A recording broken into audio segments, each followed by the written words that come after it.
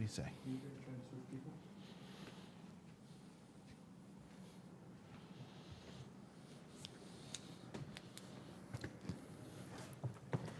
I don't know what the hell this thing's for. I think it's to knock someone out. You guys can swap. What'd you say? They're trying to swap. Okay. We're assuming we're live until he tells us we're not. So you think these are like bishop level chairs? Is that what you said? Well, Well, the cages, that's going crazy over yeah, there. the cage. Tyler, are you hearing back?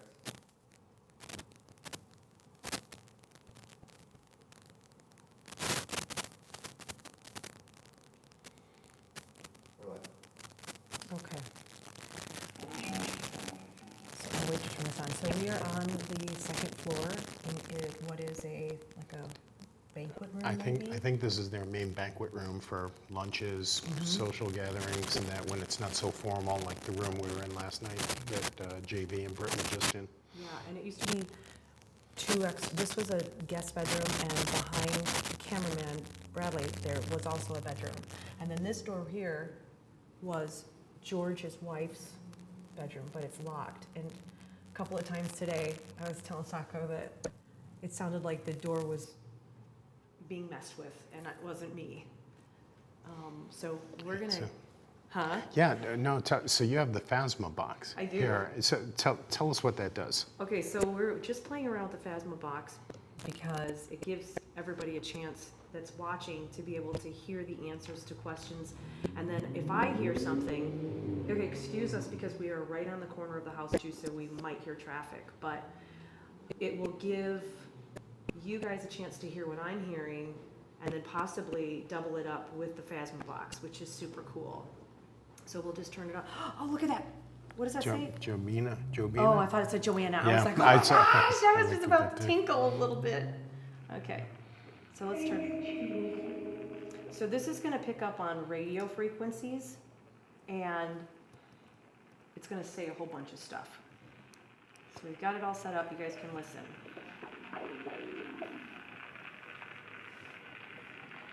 Okay.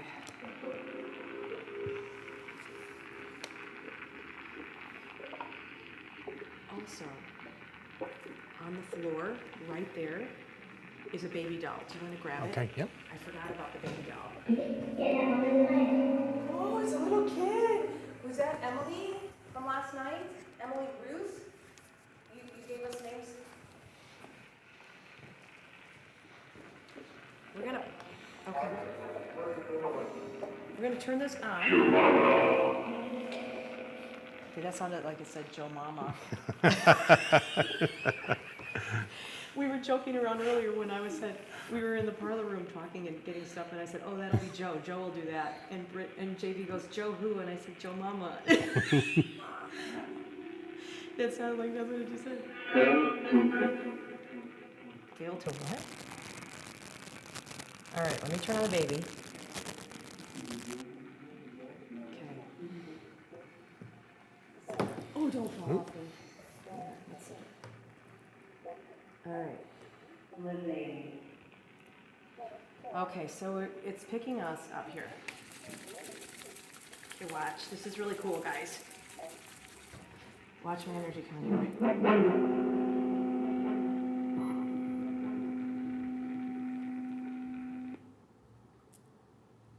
What happened? Did it shut off again? I think it turns out. No, it's like off. Completely off. Yeah, That's odd. yeah. Right as you were. That was odd. Okay.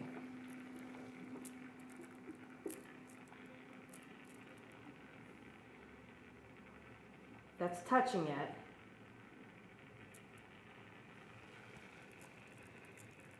It's energy, isn't that cool? All right, so that's for the little girl, if she wants to come over and play with that. And let's just do this really fast. So you guys can see that. I'm gonna leave this here at a, all right. Joanna, what were we talking about today in the bathroom when I was getting ready? Actually, I was curling my hair. was putting on my makeup, I was getting dressed, and I know she's seen a curling iron before, I'm pretty sure she has, and she said, well, what is that? Because it's big, I mean, it's for my long hair, and I said, it's very hot, and she was kind of, Jeff? we don't have any Jeff here. No. I think a Jeff must have just entered the chat room, maybe. Maybe James or somebody can confirm that.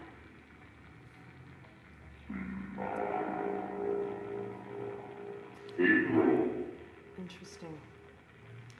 Joanna, are you there? Can you talk to us? This is your room back here, right?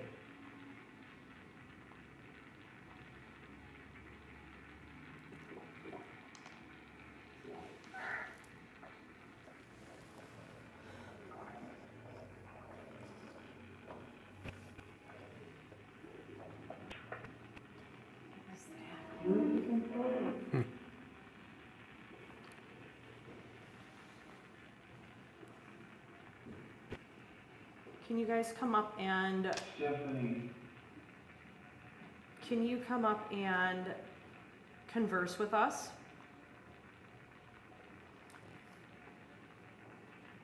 I feel like the energy is somewhere else. Somewhere else. You ask a question, and I'll see what I vibe on. Well, I'll shut up and you do it. I'll vibe. Joanna, can you show us that you're here? Come play with the doll. Joanna's an older one. Maybe Emily will play with that.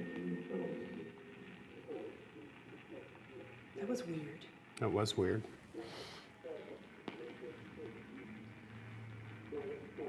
Does anybody in chat have any questions? What did she say? 1934. 1934.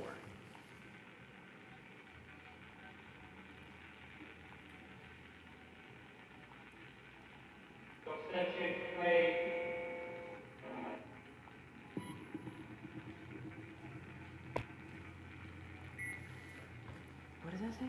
19 Still 1934. Easter? Okay, so we're gonna wrap this up, and we're gonna go into the parquet room, you and I. Okay, it's a beautiful room.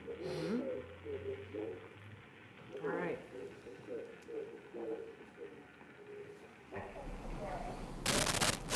So there's a lot of K2 activity over here right now. Yeah. It's weird because when we were first up there, it was, one light and just kind of just flicker the next, like that was the space line. But now it's bouncing around all crazy lights. It's all crazy. And it was right when you were talking about the power people, what's going on in this room. Although are they upset that we're sitting in these chairs? I'm just assuming these are the sidewall chairs. I mean, maybe we should be over where the pawns sit. Why are we trying to defuse this situation? Is that what you're thinking? Well, I don't want to upset them if we're... I don't think we're upsetting anyone. I really wanted to send the big chairs. Yeah, I think that would have been disrespectful, though, Okay. to the order. Well, no, we're not hurting the chairs. So we have a recorder that is over on... I mean, I don't know which one's the head one. I think these are the tallest chairs to our right. So those are probably... Tyler, take a look at those chairs for folks. Those two very tall, looks like king and queen, like in chess, right? Yeah, it totally does. So maybe I should put the recorder over there with the king. But do the king and queen on top, or do they have their next level down to the top? I don't know. I don't know. I mean, my whole knowledge of kings and queens comes from Game of Thrones. Right. So I don't know how accurate that is. Let's talk a little bit and see if we can get some responses from maybe try to get that K2 to do something for us. Or the REM pod. I keep seeing a flash over, like on the ceiling. Right there. Yeah. What is this? We'll put your flashlight on. Bet you it's alarm sensor. Yeah. Yeah. It's a small... Oh, it's smoke. Okay. There we go.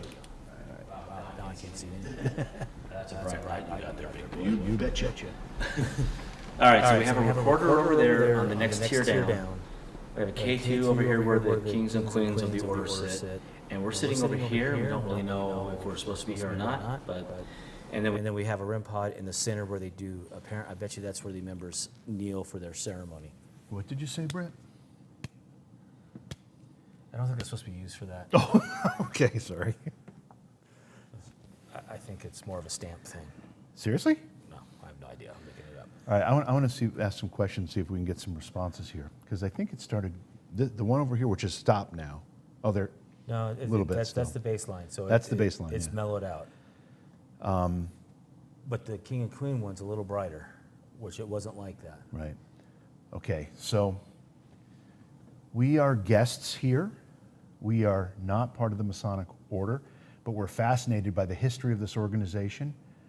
We also know that this organization has its roots in Templar organizations. That is pretty cool to us. We know that this organization has included members that are in the highest power circles of the world, particularly the Western world. And we're curious and anxious to learn more. Can you let us know that it's okay for us to be here by making those lights flicker? If it's not okay, then make them flicker twice. We're talking about the lights between the two large chairs. I'm sure there's a special name for those chairs. Which we don't know. We don't know what the name is. Can you make that device and the lights on it flicker for us by getting close to it, by trying to touch it? Well, there's one. We haven't had any yellow. There's two. We don't want to be disrespectful at all. Well, we got two oranges that flashed. And you said two if we're being rude. Wow, it's crazy how in the opposite room it's just crickets over there. It's crazy how it's crickets over to the right, but crazy over on the left. No, vice versa. That's that one over there. The second tier down chairs. That's baseline. But now look at the king and queen side has mellowed out. So okay, so I think would it be okay if we sat on the opposite side of the room where the regular members are?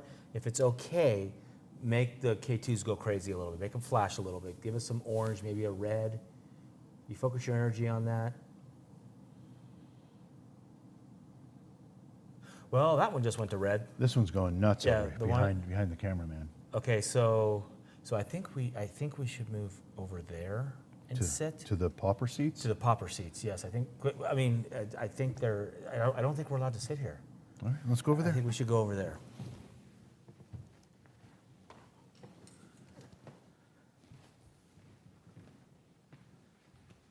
And I'm going to move the recorder to the center.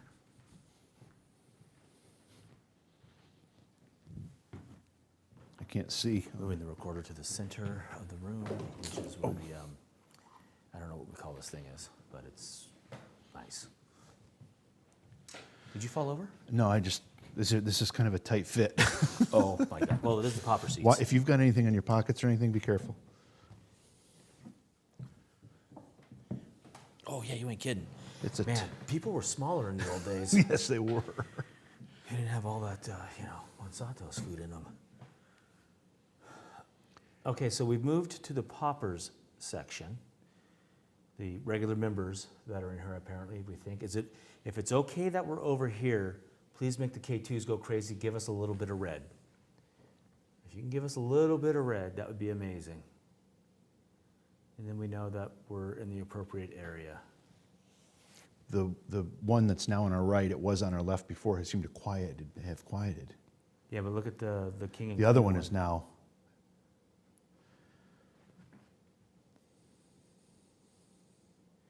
I mean, I always hate asking the question, if you want us to leave. Okay, the second tier down just went to red. So obviously the one behind Tyler, behind the cameraman, went to red. I hope that gets picked up on the DVR camera that's over there shooting this way. It should. It should. All right, so we put a recorder in the center of the room at the kneeling bench. I don't know what to call it, the kneeling bench.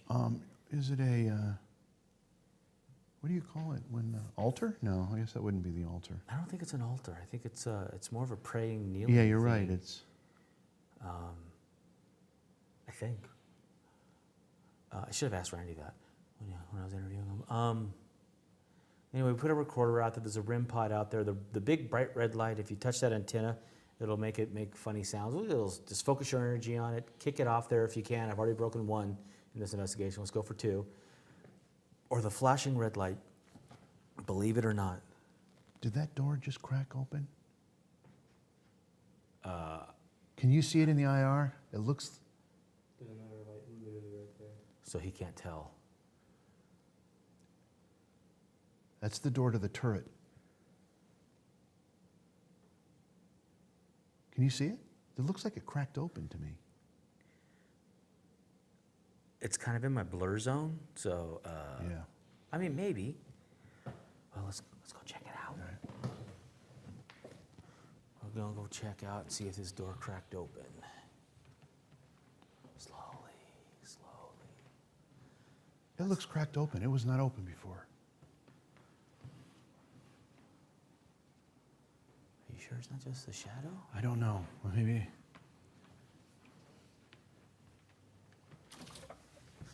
Cable, Cable? cable.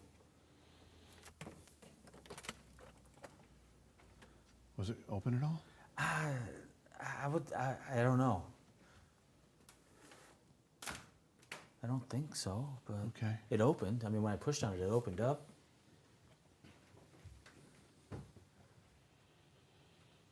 Boy, there's nobody in here.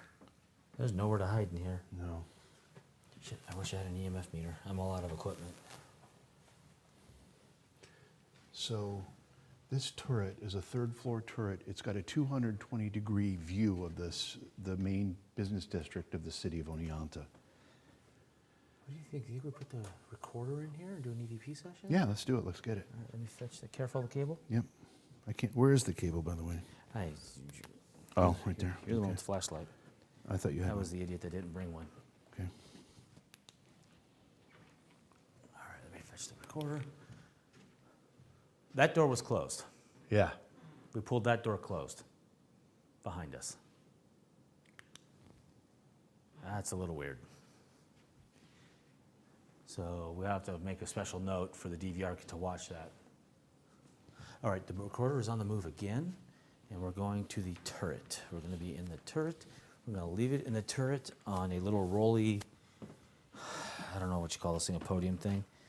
We'll see if we can talk to Sally. Probably just get out of her space, give her a little room. Yeah. Let's back out here. Cable, cable. And then,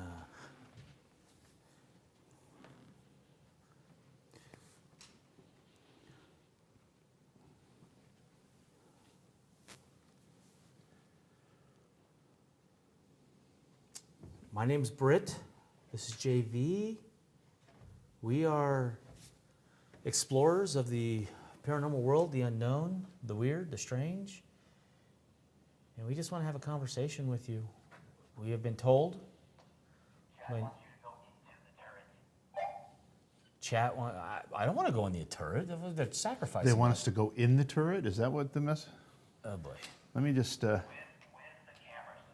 Oh, they want to see it with the camera. All right, let's see if we can get in there. Come on. I mean, this is like, I'm sorry, JV, but for you and I, and the way we eat, this is like putting 15 college people in a phone booth. It's true.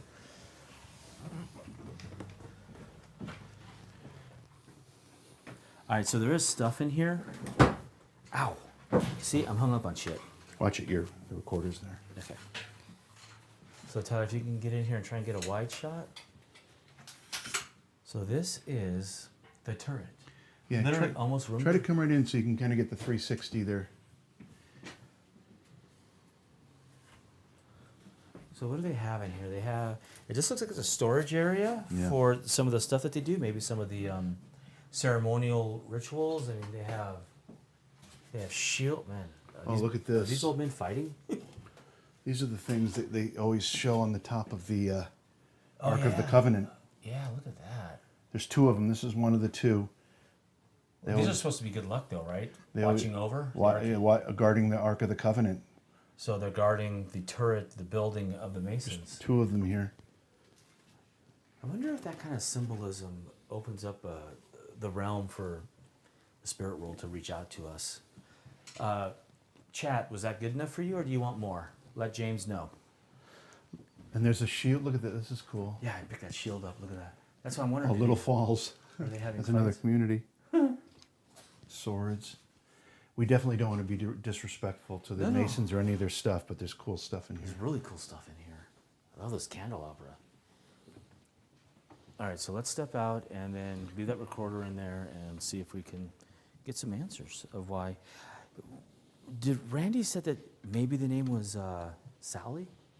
Yeah, he thought the caretaker's wife's name, she died in the building, was Sally. And Rebecca said she felt a presence of a female spirit up here. Right. And that door just moved, I swear. Shut your pie hole. No, I swear.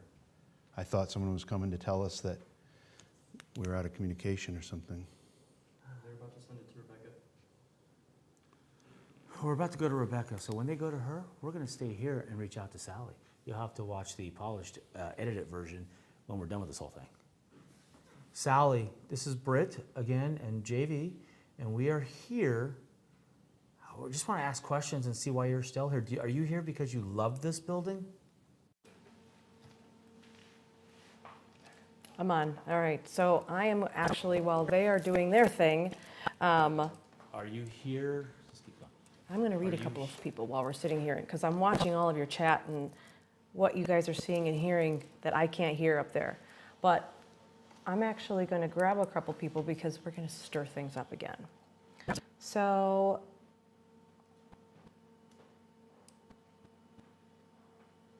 Randall Flagg the 13th. Okay.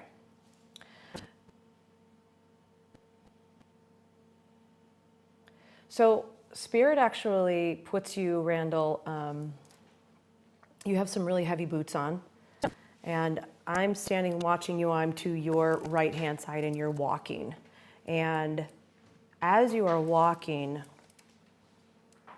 it's like when you're taking a step in the dark, and you step in, you're not expecting it to be a dip, and you take that step, and you actually, your foot drops, and it just jams your whole hip. That's what you do as you're walking, and then you catch your, did you guys hear that to my right? No. It was a person talking. Did you hear that? Yeah, it's coming. Something? Okay. It was something else, a walkie or something? Okay.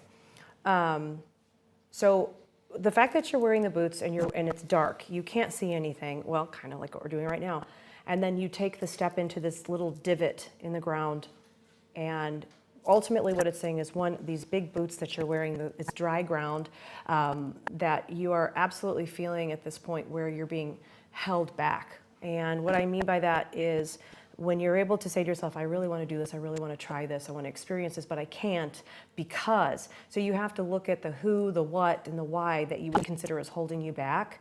And it feels almost as if this is a funk that you may have kind of lingering from the past. It's not something recent that is fueling anything. It's something that is a foundational, lingering occurrence that had happened, and that is this representation of these boots. And the divot that you step in, it's basically saying, you have, okay, I wish I could take the boots off of you, I can't.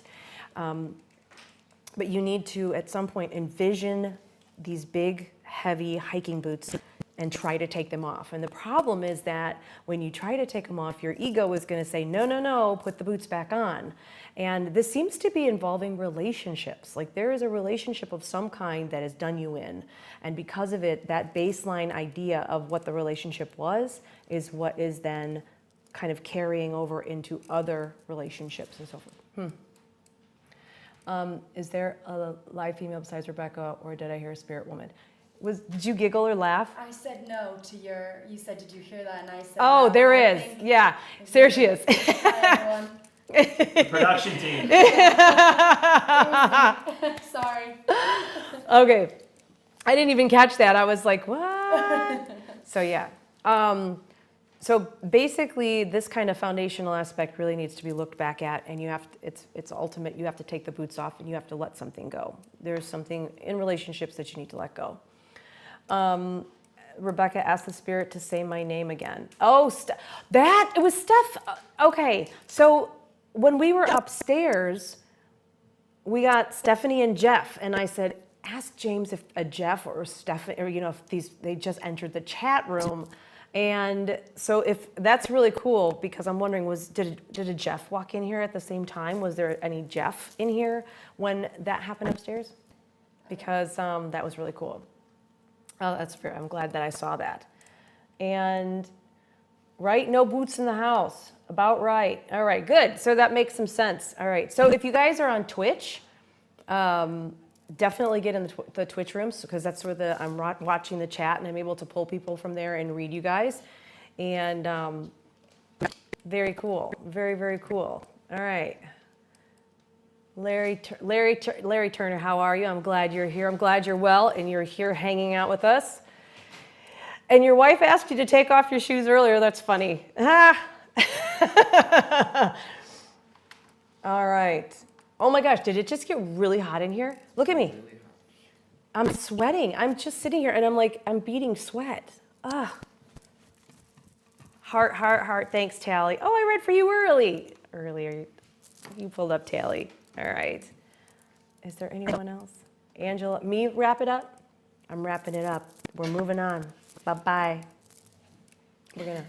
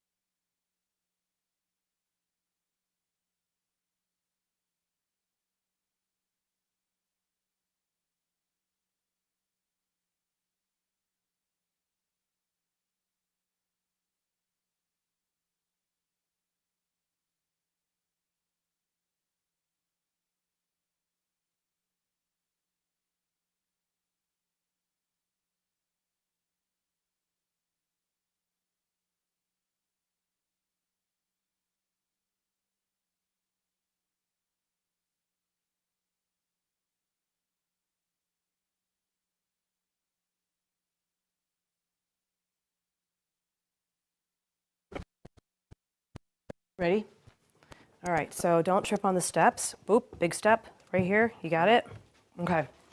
I'm going up to the second floor. As you can see, well, you can't see. I have to find my stepping because it's really dark. Hold on. All right. All right, hello. Step, okay. George, I'm coming into your room. If you don't mind, there's a cord, be careful. George, hello? Hello? I am, well, you know it's me, Rebecca. I'm actually going to sit in here with you. I spent quite a time in your room and in your bathroom today. So I'm going to pull this out here. It's on top of the fact that, I mean, I know, yeah, I can understand everything, but this helps other people to hear what's going on as I'm conversing with you. And George and I have had quite a conversation in the last couple of days. And he has commented, as I said last night, on my hair and my tattoos and my pants and my skin showing and how unladylike I was. So tonight I paid some more respect and I kind of covered up a little bit of skin, but it's really hot. I think JV is going to join us in a moment. They're going to be coming from upstairs. So I'm going to turn this on so that you guys can get an idea as to what I am hearing, and maybe we'll get some stuff come through. All right. All right. Ooh, what did that say? Somebody coming? JV? Yes. Oh, this turned down. I wonder why. Hold on, I'm turning it up. You're gonna make me sit on the floor? Well, let me turn this up. It turned all the way down. I don't know why.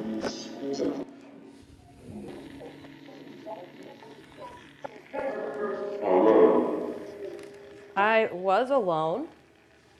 You want to be alone? You want to be alone with me? You don't want JV here? I told you.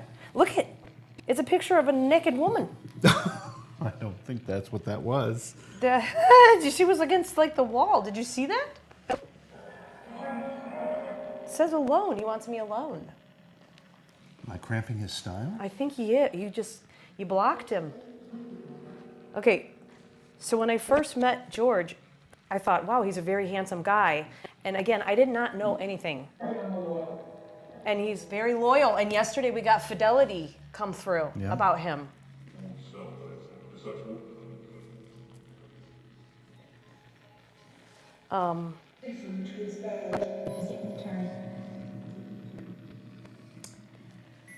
Then JV shows me a picture and I was like, him, that's the dude. Well, I showed you 3 pictures. Yeah, he showed me 3 pictures. Thank you. Yeah, and he was just a good looking guy. George, I learned a lot about your home today. We know that this was your bedroom. We know that the door right behind our cameraman was the entrance to your bathroom, which is essentially still in the same layout and original fixtures that it was when you lived here. We also know that the door to my right was the entrance to Mrs. Fairchild's bathroom, and then there's a door on the other side of the bathroom that goes into Mrs. Fairchild's bedroom. You've maintained separate bedrooms. This is a beautiful room with a gorgeous fireplace and a beautiful parquet floor, and you must be very proud of it. Are you proud of this room, George?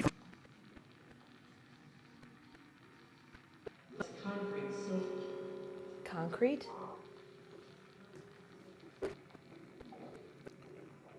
George,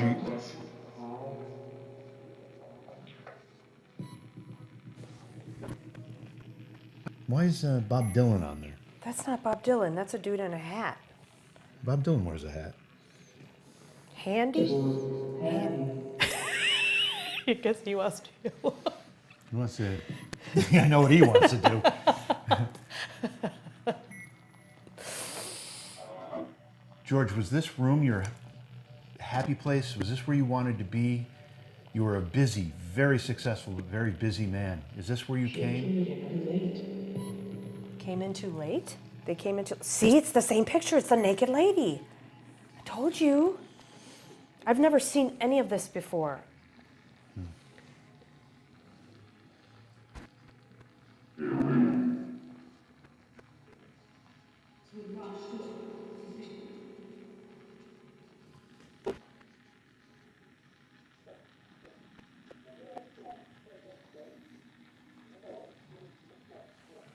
I feel like something is over here, but I know you're not going to catch it on camera. I feel like This is very heavy, like my arm feels. The German soldier to Joseph. The heck was that? Oh. Sounded like it was French. What? It's going crazy.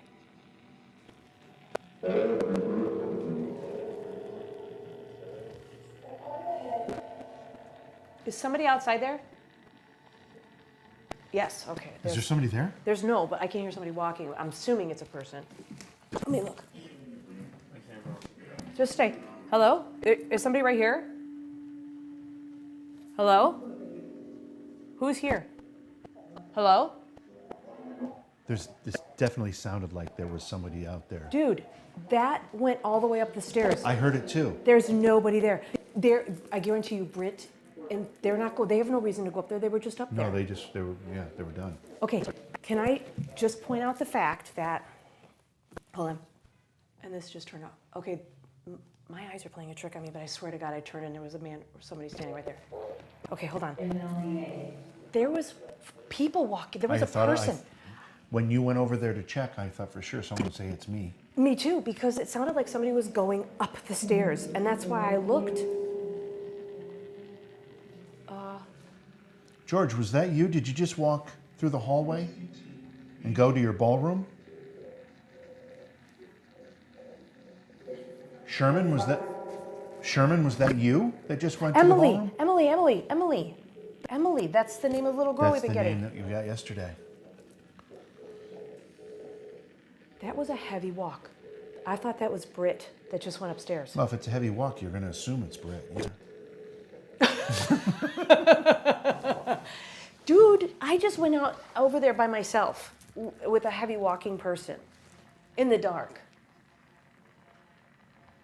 They went up the stairs. Whoever it is went upstairs. Now, do they have any reason to go up there? Should we go look and see if there's somebody up there? You mean somebody is from our team? Yeah. There's nobody would have a reason to go Dude, up there, and they would have responded to you. They would have responded. Okay, did anybody hear that? Did you hear it, Bradley? Did you hear all the walking and the steps right here?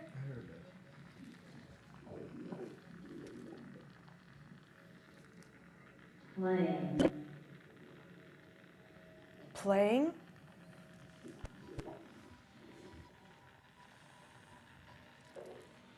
That's somebody upstairs.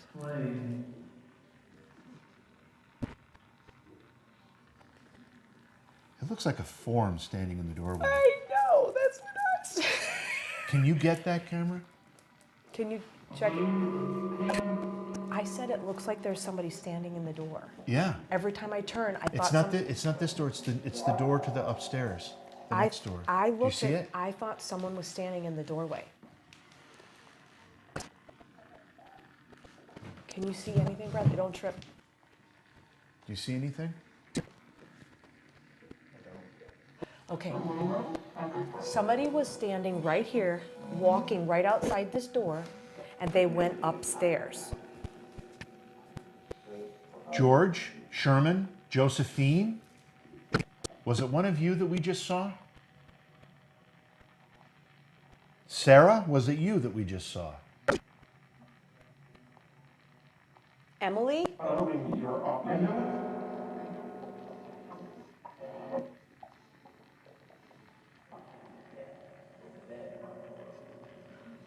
think there's like 7 of us here right now.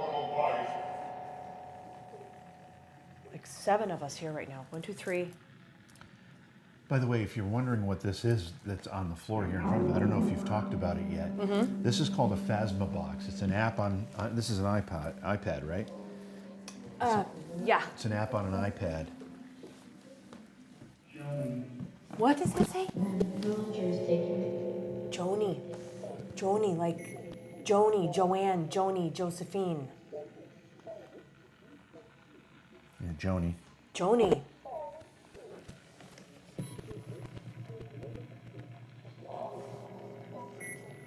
What the heck is that a picture of? I was trying to figure that out too. It looked kind of obscene. Oh, the what? Girl.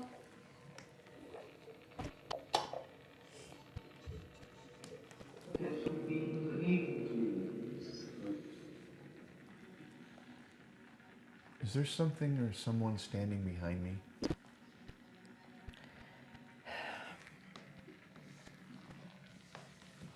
That's where all the noises were coming from earlier. In the door. It's not directly on you, but it's behind you. In the door. It's Emily! It's the little girl. She came through a little while ago. It's her. That was the voice, the exact same voice that came through right here. Emily, is that you?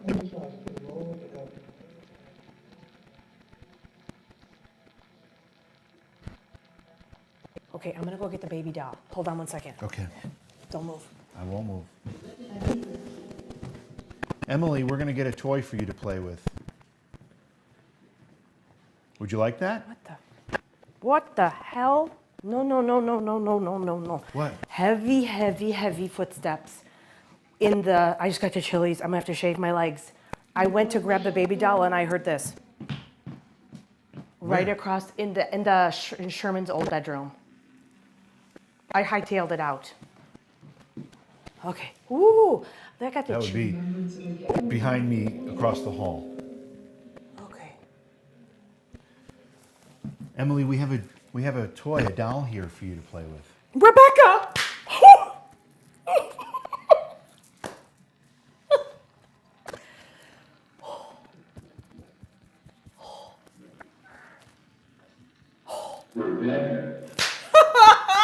That's the greatest. Oh my God. Yes. Who's this? And that?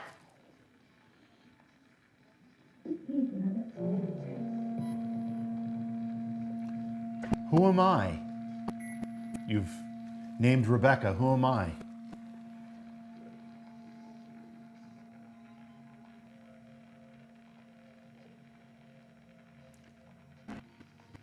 Just guess if you're not sure.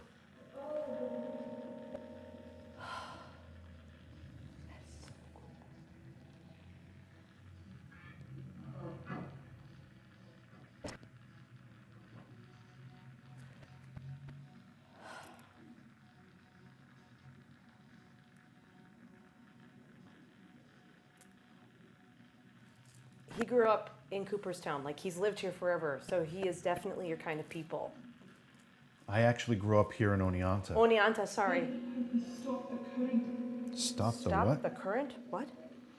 I grew up in Oneonta. My parents grew up in Oneonta. My grandparents, one set of them emigrated from Italy to Oneonta. The other set grew up near Oneonta and lived in Oneonta. My father's father was a policeman in Oneonta. She goes, you're my age. No, I don't think so. Maybe at that time. Oh, for death. I wonder how old Cold? What is that word? Could.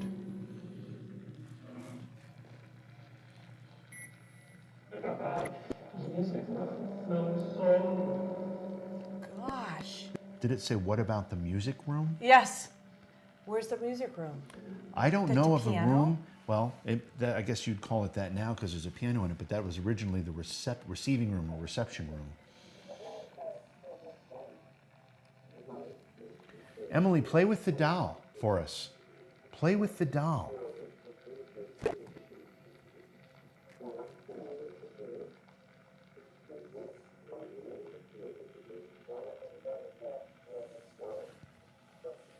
That was so cool.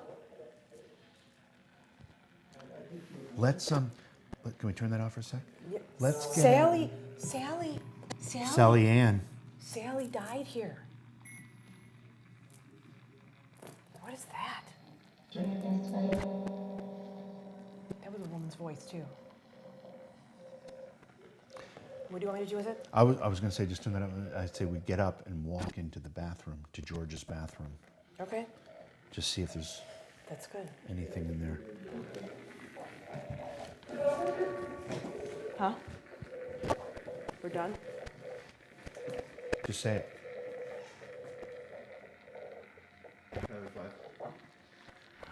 Okay. So, Wow. the shadowy thing is over there. Sally's over there. We got a recorder. In the turret room. We have a recorder on the chair over there. We moved the K2 to the chair over there.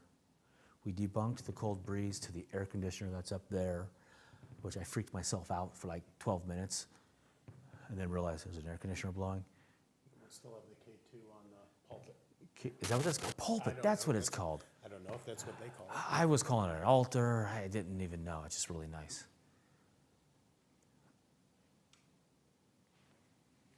So Sally, we tried to reach out to. And you had interesting times with Rebecca in that, right? We did. We went in there and Rebecca felt sick all of a sudden. And even on the way out, she described it that she felt she got kicked in the back. And Oh, so Sally's a little possessive of her area. well, she was saying Rebecca thought that there was an illness there with Sally, and Rebecca picks up on those medical things that Right. that But when you ended were the life. when you were with Rebecca, did you have any equipment set up? Did you? We did have, I mean, some of these were set up, I think the recorder was set up, and also I was using the thermal cam when we were in there. And I believe we were trying to get the thermal camera focused on thermal cam, which is difficult to do because of the lighting and that, so we'd have to go back and take a look at that. Right. But when we went in there, we, at first, on our way over, we spent a lot of time over by those seats because Rebecca felt. In that corner right in there, that corner where I saw the shadow right where happen. you saw the shadow. And that is where Rebecca picked up on several people. And she was trying to get them to interact. It was a little tough. She felt some touches. But we went from there. We came over here, and I felt a little queasy. I wasn't sure why, lack The of dinner tequila or you drank? something. Yeah, that might have been it.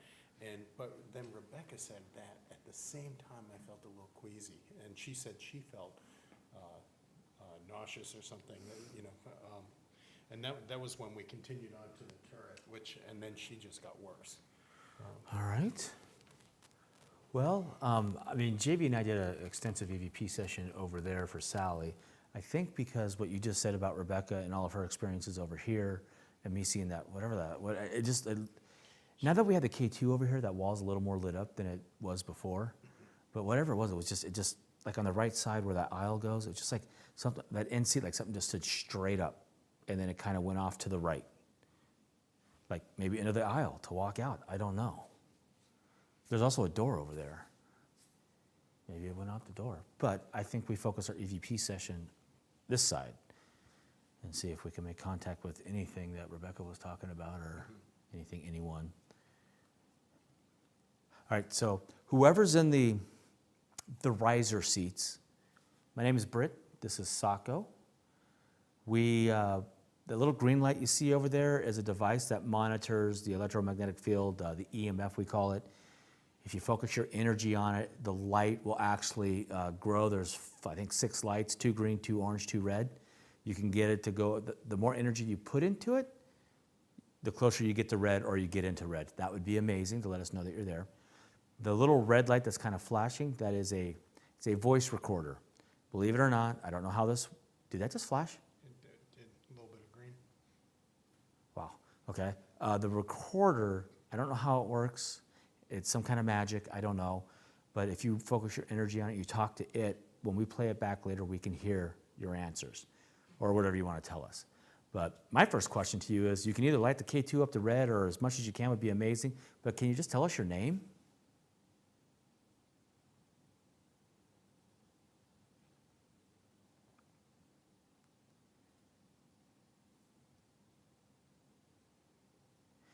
And you can ask questions anytime. Yeah, can you let us know that you're here? Or following up on.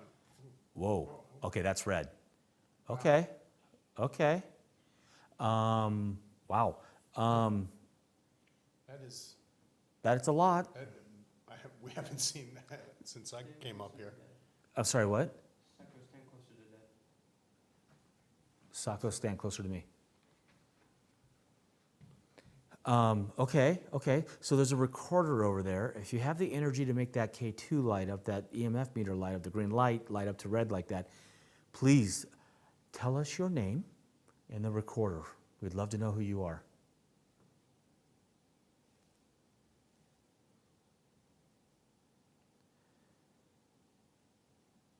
Can you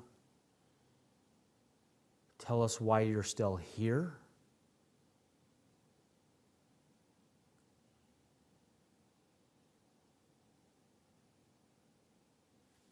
So thank you for letting us know that you're here. I think if it's okay with you, I'd like to go over and sit down. Right next to him? Yeah. Too much? We start crowding their space. Okay, think about it like this. We passed over. Or whatever, we come into a room, And then these weird figures standing around asking you to do something or encroaching on you. What are you going to do? Gonna run away. But if we ask, let's act. Okay, that was a flash screen. Is it okay? Can we come over and sit next to you? If so, please make the K2 flash. Okay, that was a quick flash. I don't know if you meant to do that. If that was for real. It's flashing. Okay, so. How about we come a little bit closer and then we'll ask again. Thank you for letting us over here next to you. Again, the recorder. So we asked for your name. We asked why you're still here. Are you okay with us being in here addressing you? Is it okay that we're in your inner sanctum, the lodge, private lodge area?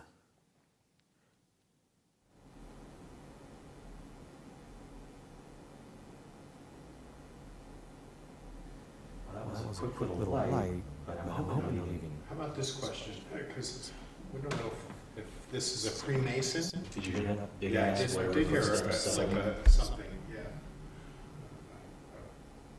Creak, click. It was like the compression. It was like someone sitting in a chair. Okay. Sorry, continue with your question. No, I was going to ask her, is this your house?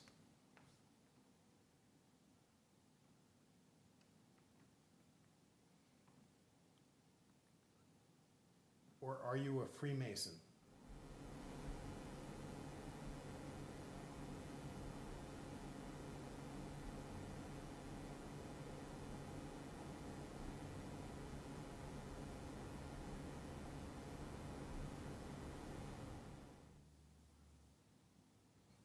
All right, so no response on the K2 green light, but hopefully we're getting some EVP. But definitely the seats over here, that makes sense to what we heard.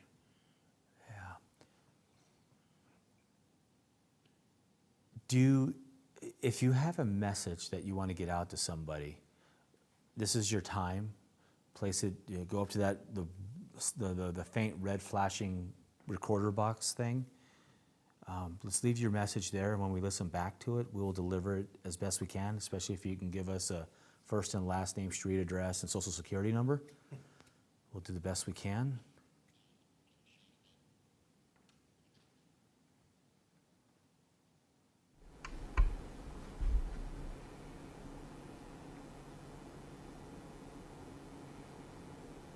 I asked the same question again.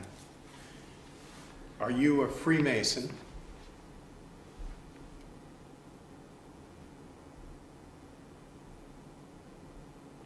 Man, that green light has gone real quiet. If you're a Freemason, can you please make that green light flicker like you were doing earlier? You get one green, another green light, two green lights, maybe a yellow. That would be amazing.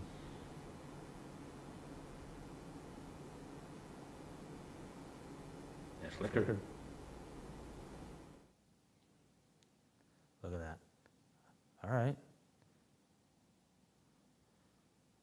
So faint. Okay. We're going to go with the assumption that you're a Freemason because of what's going on there. The question I have is, when we're talking to you, when Rebecca's up here talking to you, does it take a lot of your energy to interact with us? Does it make you tired, like you want to go take a nap now?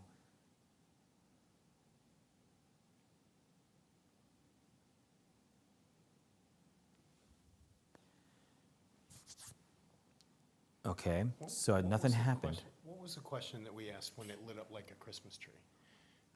You're really expecting me to remember that? Was it if we could come over? Was that the? Yeah, it was if we could come over and I think that's, I don't remember, to be honest with you. Can I come sit in one of the chairs next to you or near you?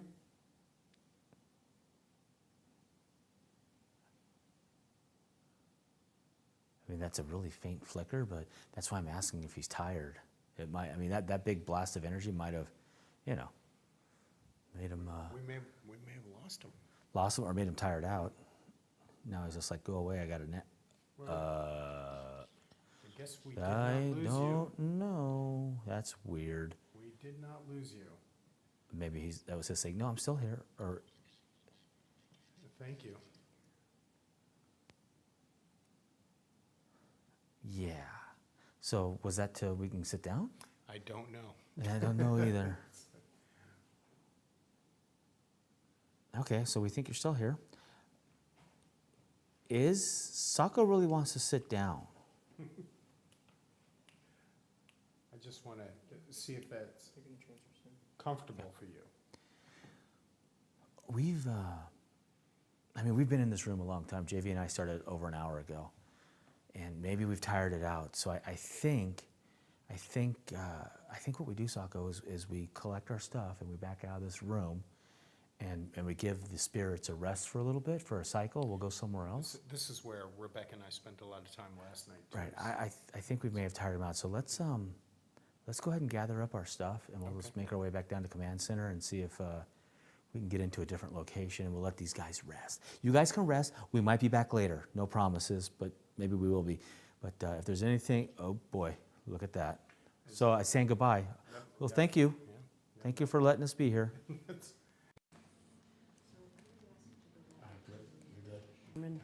Sherman's bedroom where I was kind of like chased out of. Hold on, let me grab this. And so I'm gonna go back upstairs. Again, it's very dark. I have a little flashlight here to help me because I almost fell down the stairs a minute ago. All right. This is gonna be fun because earlier I went in to get the baby doll. To go back in and talk to George. And then somebody hefty-footed it behind me and I took a buck and running out of the room. So, all right, Sherman, hello, or Emily, or whoever's so heavy-footed, I'm coming into the room. If you don't mind, knock, knock. Knock, knock. Hello, it's Rebecca. I'm gonna sit here at the table, and I have chat actually pulled up here with you guys. And, okay, whoops, be careful, it's very dark.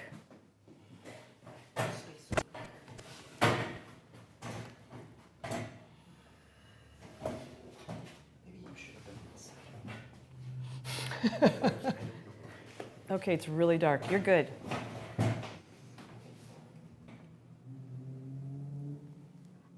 Okay, hold on. It says it's echoing, so I don't want to ruin the chat room. I want to make sure I'm muted, so then I can kind of get you guys' input if you see anything behind me. They can see on here. All right. Perfect. So I also have the REM pod. I'm going to turn it on. And I know, Sherman, that you are a very aristocratic person. So if I touch the REM pod, if I get near it, it goes off. So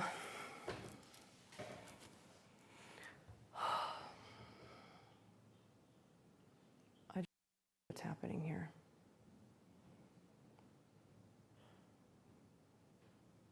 There's people coming, hold on.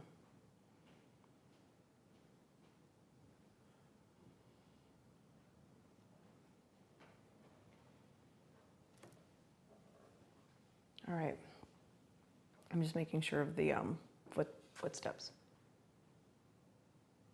Am I coming to you? You're welcome to come into here. I was told to go to Rebecca. Come Are have a you squat, Rebecca? darling. All right. Okay. I have the chat pulled up. Because Are you doing readings from here? and then they're going downstairs. No, I'm not going to do any readings. I was in the parquet floor room, and GV and I were having a really good conversation. So I came in here to get the baby doll. And as I came in to get the baby doll, there was like 2 or 3 heavy boom, boom, boom footsteps in here, and I booked it out and went back. Oh my God. So I was like, oh my gosh. So then Chat kindly said, hey, Rebecca, why don't you go up into Sherman's room? Is this Sherman's room? Yeah, and then Britt can meet you up there when he's coming down the stairs.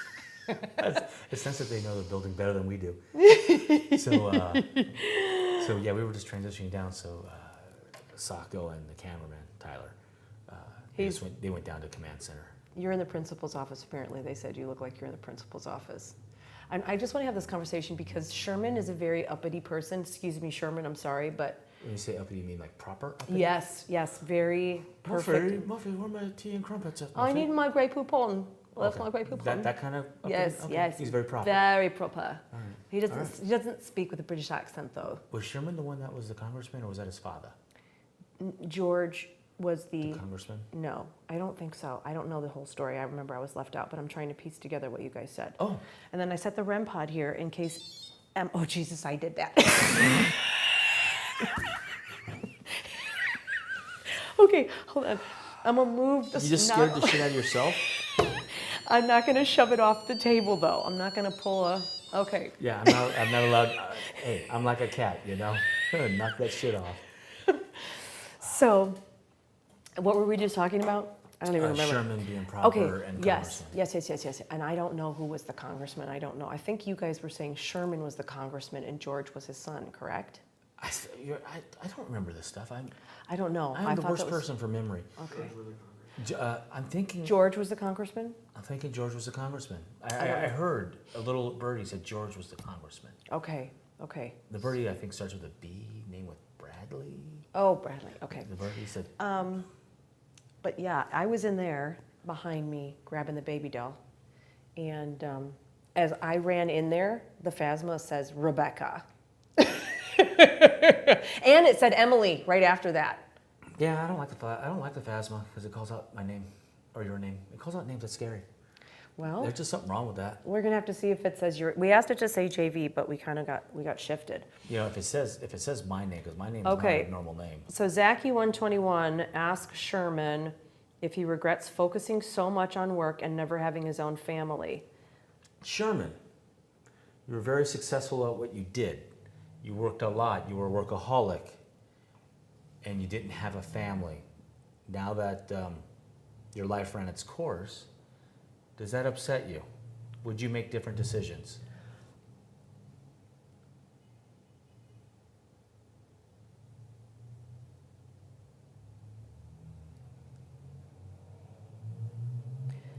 Now, I find that interesting that you said that, and that I didn't know that he didn't have a family, because when I was in here with Sacco earlier when we had the baby out, he said, Joanna, why don't you come play with the baby doll? And it like screamed. The Phasma box went, and I thought, she's the one, it almost was like she couldn't have children or something. I don't know what the deal is with her and children.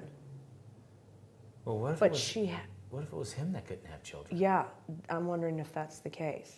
I mean, everybody assumed that Sherman, the son, I shouldn't say everybody, people assumed that he was gay. Okay. But there's articles written where they talk about him and they say that he was not allergic to women. The article literally says he was not allergic to women, and he was often seen with the ladies of the day, whoever were the fashion ladies of the day, on his arm at galas, and dances and whatever they did back in those times. Okay. So I don't know what that means, because it could have just been, show candy. But he didn't have a family. Maybe with his sickness, it affected his. What kind of sickness did he have? They said it was a bit of, he had tuberculosis, he got the TB, but beat it, which is what kept him out of World War I. And there was something else, but I think it might have been an offshoot of the tuberculosis problems. So I don't know how that affects the whole system, but his body was weak enough to get TB, but strong enough to recover from it. But does that mean he could have, I mean, because some people are just born with reproductive issues. Okay, right, correct. And I'm trying to, okay, so would George and Joanna been his parents then? Well, George was his father. Okay, so Joanna, I don't know. But Josephine, Joanna. Josephine, yeah, I think Josephine was the mother's name, was it not? Okay. Isn't that what Randy told us? Okay, last night. Mason? Okay, we did get a Joni that came through about that time. Now, Sally, and Sherman, you can pipe in anytime you would like.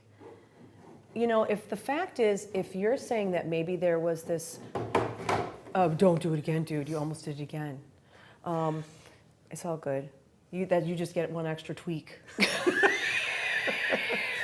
Threatened me with a good time.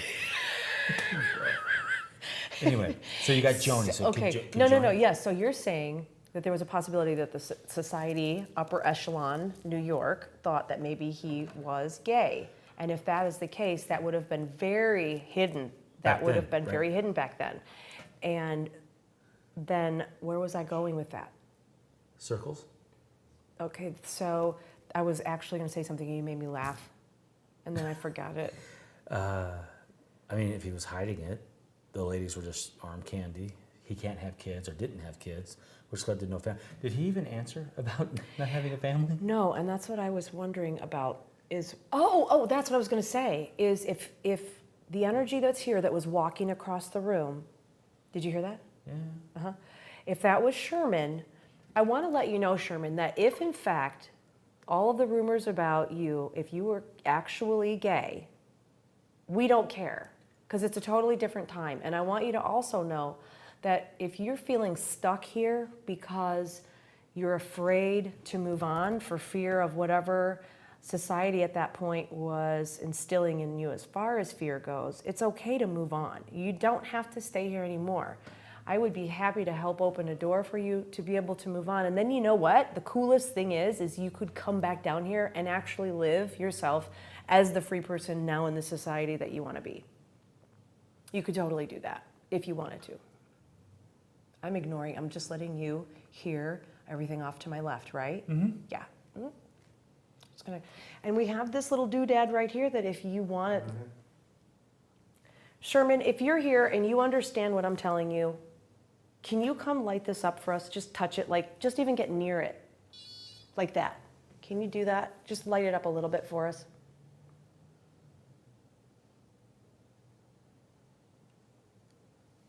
Just one little time would be amazing. Yes. How long have you been in this room, on this floor? Oh, a couple of times. So somebody else said perhaps he preferred the company of women, but the preference of men. Okay. That could be true. That's very possible. When JV and I started on the third floor, we were up there for a while. Then they sent JV came out with you, and then Sacco came up there, and we asked the question of, are we sucking your energy, or does it make you tired? I mean, maybe we've tired them out. We just need to give them a little bit of a break. We can. Just so that they can recharge a little bit. Because you know how we get. Why would it be any different when you pass over? Right. No, exactly. And Steph, yes, JV did all the research here. We're moving on out here. They're going to switch us. But, yeah. Bye. Have fun, guys. See you later. So now we're back in the library. I say back because we were here last night for quite some time. I haven't been in here yet tonight. Sacco's with me. You haven't been here at all, right? This is your first time in this room? First time in this room. So there are a couple things we're listening for in this room. One is we believe this was the room. It's uncertain whether it was this room or the parlor across the hall that Sally, the wife of the caretaker, died in. And it was an instant death. It was basically the way they described it is that she just dropped dead in the room. And we've had communication with Sally throughout the night, particularly up on the third floor in the turret area. So we're here listening and watching for any sign of Sally. The other thing is, and I'm going to ask the cameraman to point this one out, but turn my mic up. Is this better if I speak up? I was speaking quietly. I'm going to assume that's better. But this portrait on the wall. You can see it's a profile. Do you have a good shot of that, Tyler? Mm-hmm. You can see it's a profile. And on occasion, you'll look at it, and it'll be, instead of a profile, it'll be someone looking straight at you. This person will be looking at you. People have noticed it, they've commented on that, and then they look back, and again, it's a portrait.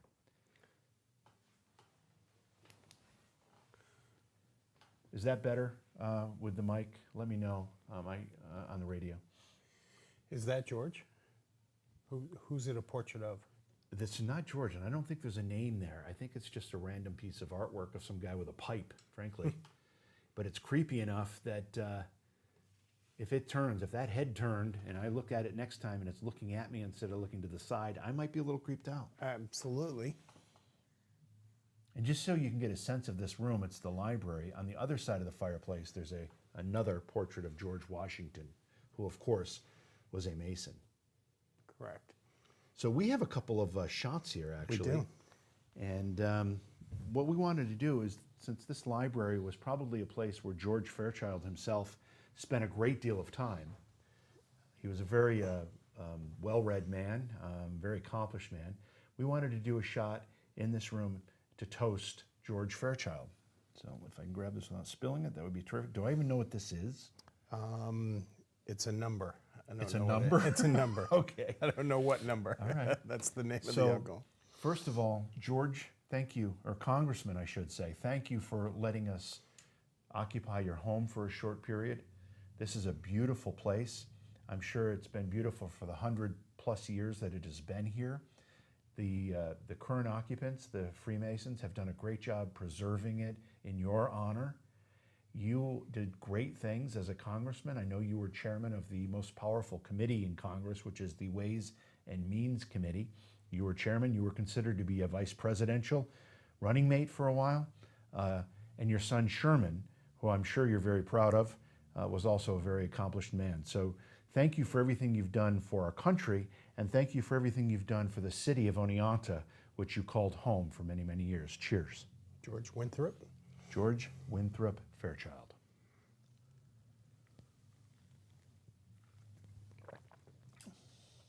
That's an interesting blend of tastes. It is. It is.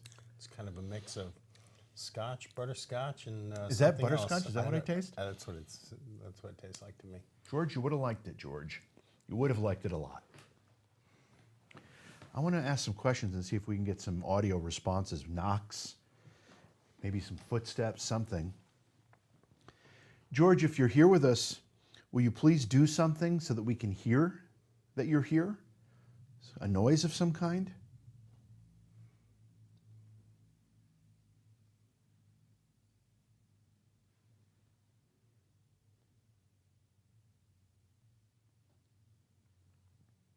Did you hear something, Tyler? You're looking over there. Just feel like someone's watching. Well, he feels like someone's watching him. George, if you're here, will you maybe knock on a wall or stomp on the floor? Can you do something to let us know that you're in the room with us?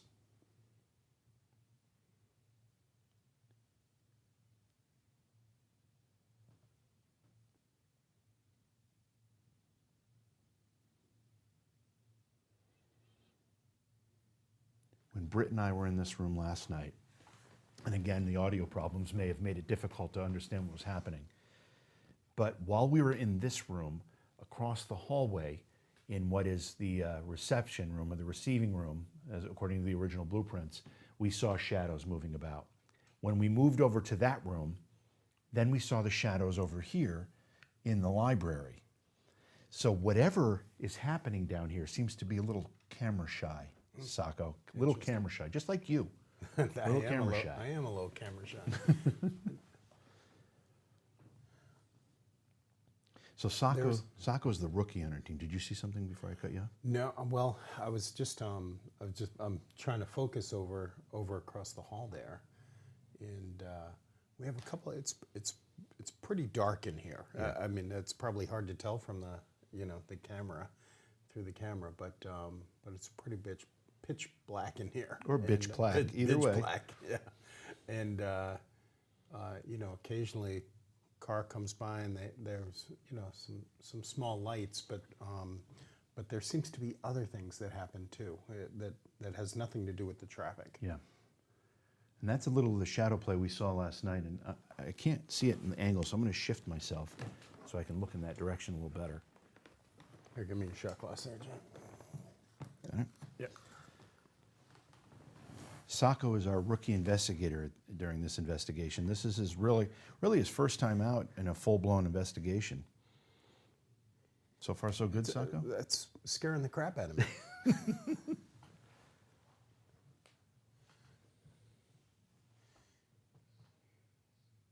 I have to say, I did not expect all the activity we've seen. Yeah. You know, I thought we'd be spending hours and hours, and one of the K2s would light up a little bit one time. Right.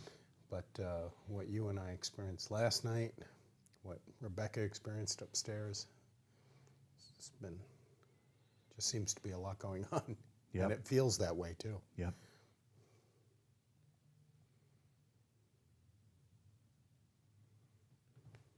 I'm seeing shadow movement over here. Again, in the parlor across the way.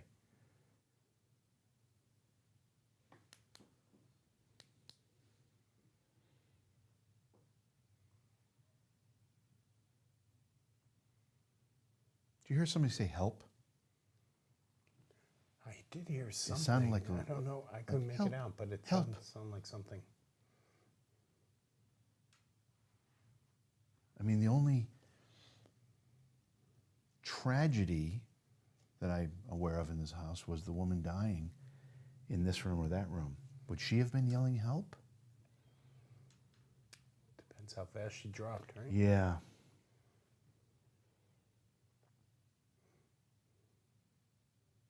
Plus, you have to wonder, 200 years, there has to be some stories that nobody knows. Right. I'm sure there are plenty. And the number of dignitaries that came through here. We know President Theodore Roosevelt was here. We know William Howard Taft was here, president. We know a lot of Congress people, probably the governor of New York at the time. Who knows? I would imagine.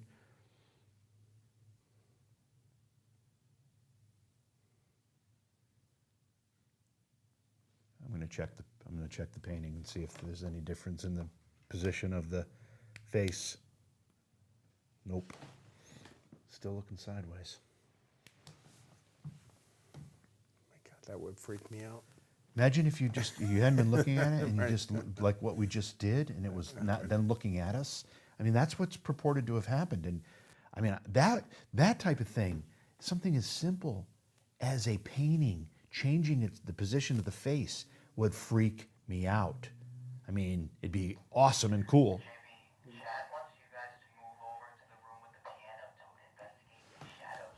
Okay, yeah, let's do that. I was thinking that too. So we're going to walk over across the main hallway into what was the receiving room, the reception room, where we were just seeing some shadows. So we're going to hopefully not trip on anything as we do this. This is the grand hallway right here, gorgeous. All has a fireplace in it. These stone fireplaces are incredible. Yeah. Okay. Watch behind you. You got a chair? You got a chair, Karen? Tyler? Okay, here we are. So this is the room. We just saw some shadow play here. This also has a gigantic mirror right behind our cameraman. Another big mirror over the fireplace on the mantle. And technically, this is the turret, right? That's right. In this corner, it's the first level, the ground floor part of the turret. So for those of you that were watching in the upstairs in that large room, this would be 2 floors down from there, where we saw a lot of activity last night in the turret. And did you see some activity there tonight, JV? We did. We did see some activity, and we actually did an EVP session there, so we're anxious to see if we caught anything. That would have been 2 floors above us. What a wonderful place to work. Can you imagine? It's a 220-degree view. And this was in addition, when George Fairchild bought the house, he had this put on. You would literally know every horse and buggy That's coming right. into town. That's sitting exactly here, right. faced here. And I'm sure there were quite a All right, few. so who were we trying to communicate with when we saw the shadows? Was it George, or was it Sally, or was it Sherman? I don't remember. I believe we were talking about Sally. All right, let's try it all. George, we've moved from the library into the receiving room, the reception room. Can you give us some kind of indication that you're here? Make a noise? Maybe manipulate something in the room? Just let us know you're here with us.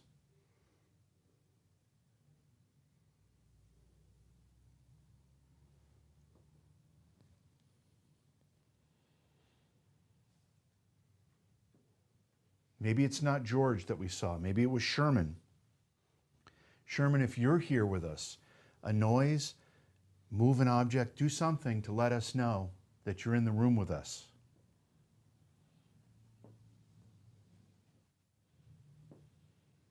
If that piano starts playing, I'm running.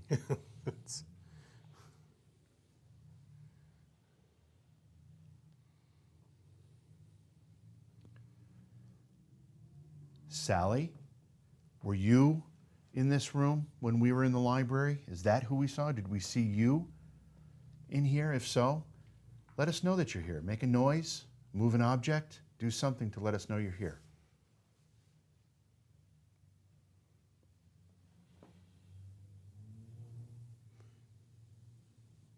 I'm going to turn and look into the mirror, and if I see a fourth person standing in this room, I will scream.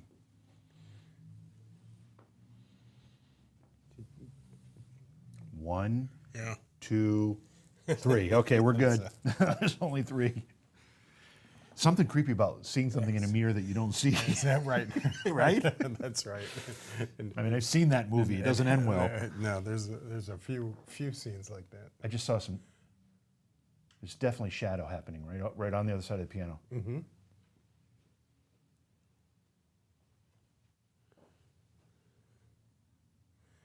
Sally, is that you? Are you trying to communicate with us?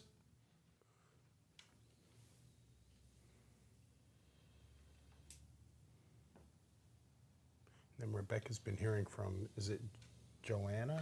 Yeah, well, Josephine was George's wife, and she immediately picked up on the name Joanna or Joanna when she was here, and we're wondering if maybe that was a nickname for Josephine. Mm-hmm. Now, was the locked bedroom upstairs, was that hers? There's a locked bedroom. Yeah, it'd be on the yep. that side of the house. That would be hers. Yeah.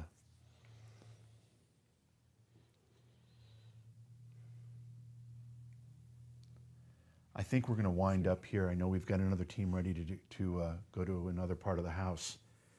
So I think, Tyler, I don't know if you want to communicate with control, see what we have going on, but it's getting kind of quiet here. You can switch.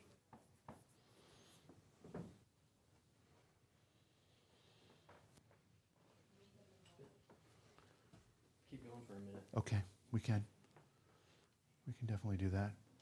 See, since we moved into this room, we did see a little bit of shadow, something going on behind the piano. Almost like standing behind the piano. Right? Yeah. But since we moved over here, the activity that we saw right in here has stopped. And that's what happened last night.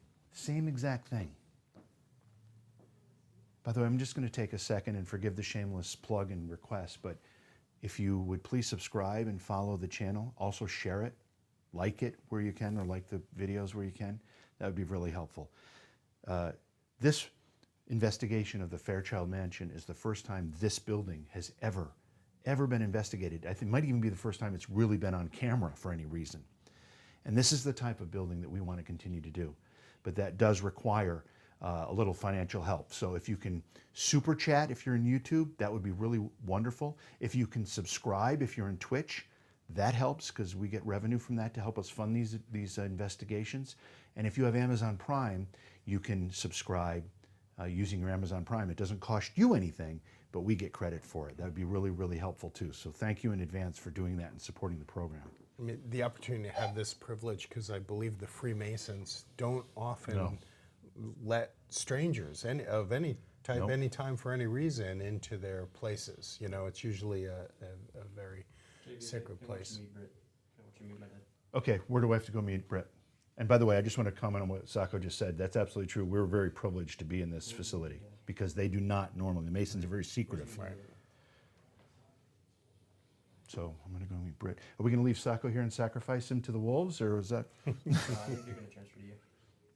they're going to transfer to? Yeah, I think you guys are gonna go live somewhere else. Okay. Where do I have to go? I haven't said yet. Okay. Let's walk back over to the library while we're waiting.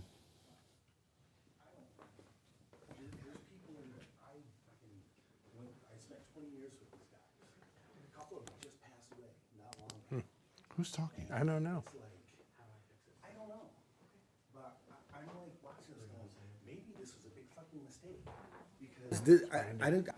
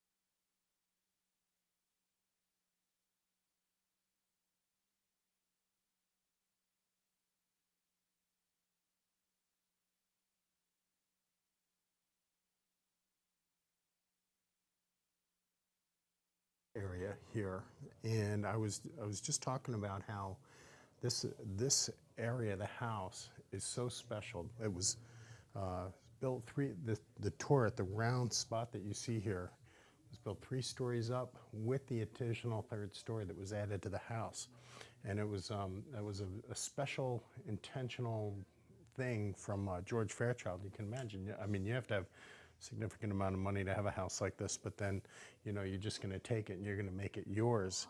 And the desk that's here had to have been his working desk, because this is just, it's almost like, even though it's not in the middle of the house, it's kind of like the heart of the house. If you know the Oneana geography, this would have been the main 4 corners right outside this turret of everybody coming into town. On horse and buggy, right, or just by horseback coming in, and he would have seen everybody coming into Main Street in the town, and was aware of all the business happenings. Although he had a lot going on. As you already know, he was the founder of the company that is the predecessor of IBM, and that was because of he actually invented machines to count. You know, if you think about it, almost like an automatic abacus, and that was the beginning of the computer. And if you go way into the roots of an actual computer, and eventually his inventions, his work became the founding of IBM, and also part of their family fortune that became IBM. it's pretty incredible to think about him sitting at this desk right here and just watching people come through town while he did his work and his thinking. So, and then his son, after he left, and his son who was here, who went on to build the concept of aerial photography, which was soon used by the military. And his son became wealthy in his own right, in addition to having his family fortune. And I believe his son was at one time the richest man in the world, which is pretty interesting. This was all during a time where down the road was the lifeblood of the Singer sewing machine, where some of the richest people in the world were. Owning a sewing machine in 1900 was like owning Apple computer when it was first invented, but you can get it in a Sears Roebuck catalog, which is pretty cool. So you had two big major money families in this region. Lots of history, and I'm sure they were all here. I'm sure all these families were here in the dining room that we're in last night, around that table, and they were all part of the same circles.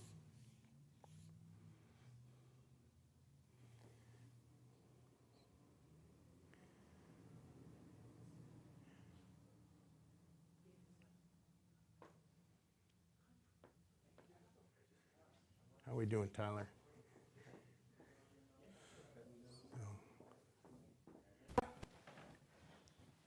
George? Hello, it's Rebecca. George? Are you guys up? Hello. It's very dark up here, so you guys, I can't see you. It's super dark, so if you want to talk to me, I'd love that. Okay, I hear you over here too. You're always right here. I sat, if you don't mind, I can sit over here. I see you right here. I think I see your shadow. Do you mind if can I sit over here with you? I see you right there. I'm going to sit in this chair right here if you don't mind. Well, my name is Rebecca, for anybody that, oh, it's over here, okay. So I'm just going to talk a minute so whoever is here that is not speaking yet knows who I am. But I met George up here yesterday, and my initial first 5-minute response was quite a bit emotional. You know, I grew up in the Masonic temple. My grandfather spent many, many years in the Masonic temple, and my mother didn't know it, but he would take me with him when he had to babysit, I guess, once in a while. And he would bring me in, and they would shut the doors. And one day, well, it was in Blue Island, Illinois, and it was this huge marble building. It was beautiful. And it even smells exactly like this. Like, it smells, the books, everything, it smells like this. And I busted past the door. I don't know, there was nobody at the door guarding the door.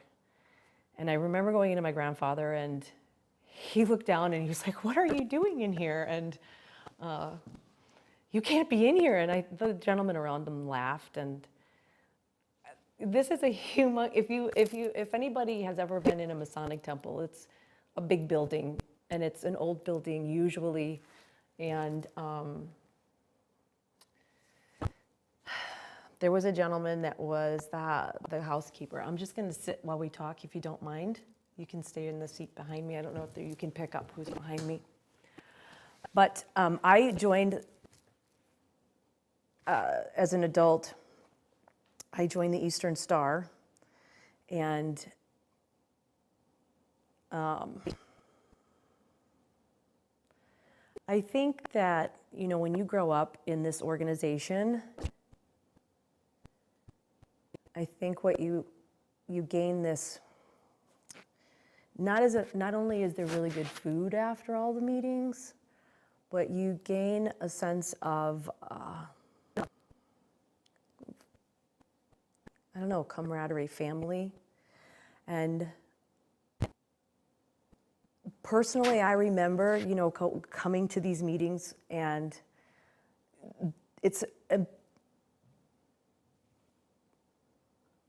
I heard you on the stage. I heard you there yesterday too, and I can see you from here because there's computer lights lighting you up.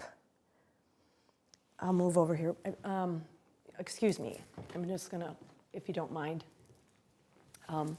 Just don't, this is the Bible altar. Don't trip over that. You can see it. I just know it's there.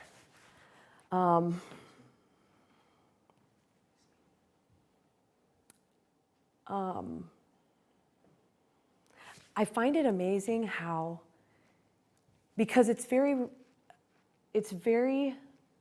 particular. Every station and every role within the temple, you guys all have, it's impeccable how everything is exactly the same. So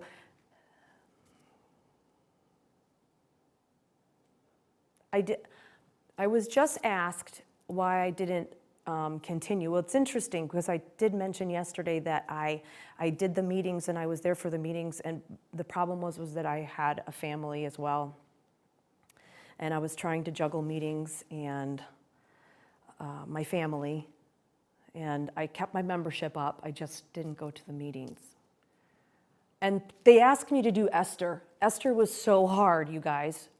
Esther was really, really hard to memorize. And when I was going through my initiation and I was following the pathway around and walking through, and I was listening to each one of them with their memorized monologues. And then I remembered, they said, would you please do Esther? Okay, there is definitely, yeah. Absolute cold. Yeah, so when I was asked to do Esther, I thought, isn't that the really long one? And I was nervous. I was afraid of screwing it up because I had walked through and I saw this massive, for people who aren't in the Masons, there's so much garbage going on around right now. People don't understand. They just don't understand what it is. And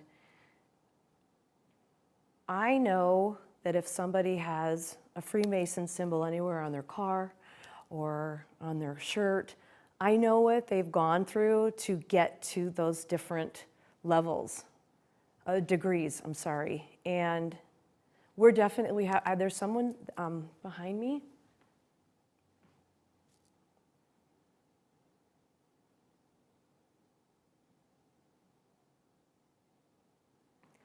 But I just want to tell you this. First of all, to everybody that's in the home, thank you for letting us be here. And to be able to come into a temple now, I've tried to come into Masonic temples all over, wherever. And because they're sacred places, you're just not allowed into them.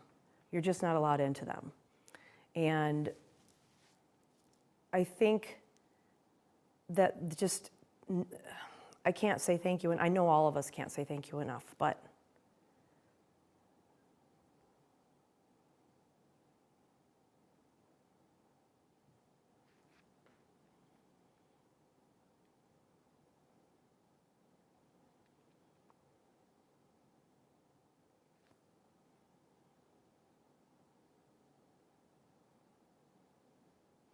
there's a lot of, yeah, move it over there. There's movement. But I want to say thank you, and I wanted you to know my story. I wanted you to know that I grew up in the temple. And for me, just walking in here yesterday and smelling the smells, that was enough. And you guys sitting here with me, you saw me. I was emotional because this is a place that it's a big memory for me. And And so thank you very much for allowing me in. We leave tonight. I'm sure you're happy for that. We won't be disturbing you anymore, but I just want to say thank you.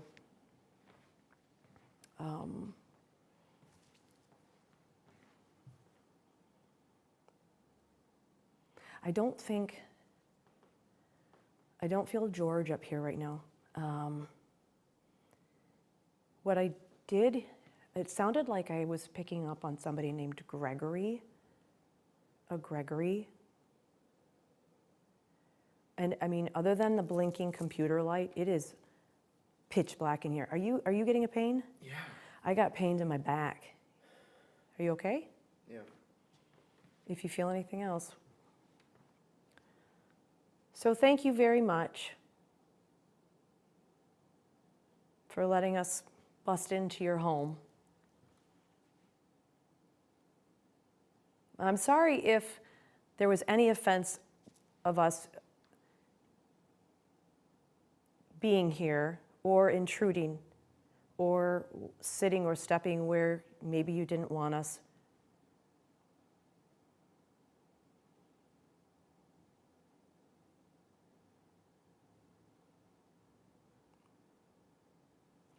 But it's been a huge blessing to be here.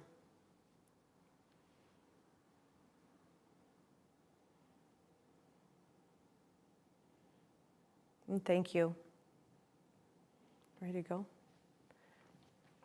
I wonder, did chat have anything that they wanted us to ask or anything like that? Okay. Thank you. Don't trip.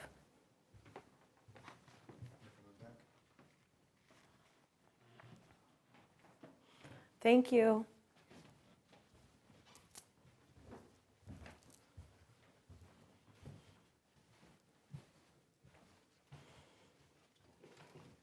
Don't trip. Hold the rail. I almost fell before. Hold the bottom of the left. Holy crap, why do you do that for? Oh my God, I just had a heart attack. Holy crap. Randy's gonna go in the You live room scared with the us, living shit out of me. and he's gonna. I have a lot of questions to ask, but we would love it if you're there too. Oh yeah, no, I'll be a part of it. You want me to be up there? I would love for you to be up there. Yeah, may I head back down so that there's only one camera up there? No, it's fine. This is more educational. Perfect. This is, but I honestly think Randy has the heart for this building. You do. When you spend a lot of time in them, you build that. Yeah, for sure. Oh, that's interesting. Okay, I'm back. I'm still here with Randy. I'm right here. This room's a lot darker than it was before. It's very dark. It is dark. I know. I just know that the altar here, the Bible altar's here, Yep. and don't fall into that. This is the altar. Mm-hmm. All right, so I think we're live now. Okay. All right, we have an amazing opportunity because no one here really knows all this stuff in here. Randy, who is the head guy in charge of the interior and been a Mason for 20 years? 20 years. 20 years. And he's gonna help us understand what all this stuff is in this room where the Masons make all their big decisions. Would that be a correct statement? Well, Most of the big decisions? Yeah. The big decisions for this particular branch? It's where we hold our meetings. Meetings. And so the meetings consist of, initiations and, general pay the bills, kind of not exciting stuff. Not exciting. But It keeps the But place this is here. also, this is, our most reverential room that we use. This is where all our initiation ceremonies and, and lectures and whatever we do. So, I, in general, cursory level, kind of understand the organization. Sadly, a lot of it comes from Hollywood. We know how whack they are. But the conversation I had with you earlier today really struck to my heart about what you guys do in the community. And I know nothing about this, but I want to know, what is the significance of this podium and chairs over here versus this podium and chair over here? The chair over here this is the east, and this is where the master station is. And so this is when the person who runs the lodge for its usually a year term. This is the west, which is be the senior warden station. And this is the junior warden station in the south. And then there's more ancillary kind of officers that I can't really see to point. Well, just know that they can see everything. So if you know where it's at, you can point, they're going to see it. Yeah. What is this over here, the gallery area? It's just a gallery. I mean, at times, this room is full of men on the sidelines. And when you say on the sidelines, does that mean just waiting to become part of the Like they higher may not ranks? hold. Or they've already gone through the Yeah. ranks and then they're just, kicking back, just enjoying the meetings. And that was who was here earlier tonight, I think, when I have said them. things were going off. Right, yeah, it was That is very... what it felt like for me watching. This place was full of people yesterday. This right here, I was not alone. I had several people. There was a woman here. I think I mentioned to you, Mary or Marie, who said her daughter or niece also belongs to the lodge at some point. This is to Eastern Star. To the Eastern Star. That's what I meant. And George was in the back row, second seat when I walked in yesterday. But this has been full of people, and there's always someone walking around up there. I'm not surprised. No, and I mean, I sat on the step today by myself and I filmed. I haven't watched it yet, but I sat on the step and filmed, and right behind me, second chair, I kept, like somebody was sitting there, and I don't know. Is every lodge set up the east, west, south, north, Yes. south? So they're all the same. So They're all the same. So when you go to anyone around the country, or the world for that matter, Yeah, around the world. it's all basically the same. Yeah. Right. Yeah. And what is this, again, like I'm a fifth grader, why? Why is this Because it's significant? based on representation of King Solomon's temple. Oh, And the different stations that you had to pass through to get into the temple. Yeah, And I remember that. You had to pass through the junior warden in the south and the senior warden in the west in order to get into this inner sanctum sanctorum. And it's a whole pathway. It is a whole Right, figured specific walk. right. wow. And so you figure, there were men we were talking about earlier. There's men that have, they dedicated 65, 75 years of their lives coming into this room several times a month. Do you know of a Gregory? Gregory? Does that make any? I don't know if it's a first or last name. I just heard Gregory. It was loud. It came from over here, and I swear there was someone standing there. But again, I wasn't going to run because I assumed it's human. But Gregory, I think, was his name. I don't know. I know a few Gregorys. He's taller than you, a little more robust around the midsection. Probably taller than, what are you, maybe an inch or two I'm taller than you? 5'9.5". So he's by 5'10", 5'11", yeah. So if I were coming in as I don't know, what do you call it? A pledge, a prospect, a new, what do you mean? Initiate. Initiate. So you said that, Rebecca, you said there's a path and you agreed with her. So how much work does it take to A lot. What does that mean? There's a path. What do I have to do to become a member? Well, you have to ask somebody first and be recommended by them to the lodge. And, there's a formal application process kind of a thing, and it has to be voted on. Men, that's for men, but women, It is, yeah. women are different. You have to have a male in the family already that is in the lodge, if I'm correct. There are a few places where they do allow women to be in the Masons. In New York, it's for just men only. Yeah, And like it's Eastern Star. In the is- Eastern is Star. for women. Yeah. But what kind of work would I, as a initiate coming in, what would be expected of an initiate? Is it self-propelled work and good works, or is there like a roadmap that you guys put out that this is what we're looking for? These are the projects we want to fix, help, clean in the community, and then you go out and do it, and you get your have to have certain qualities in order to, just to be eligible. Belief in a higher being, for one. And then from there, it's a matter of having certain qualities and interest in becoming a member. And then from there, there's just a lot of memorization of, all our Masonic teachings are taught through allegorical stories. Right. And so there's certain things you need to commit to memory. Got it. to prove That's that where I you- was, that's where I had the trouble when they asked me to do Esther. I was like, I have a really bad memory, and I knew what Esther, how I knew according Right. to the initiation how important Esther was to the whole initiation, and I thought, I just started, you want me to do what? I was so scared. I was so scared.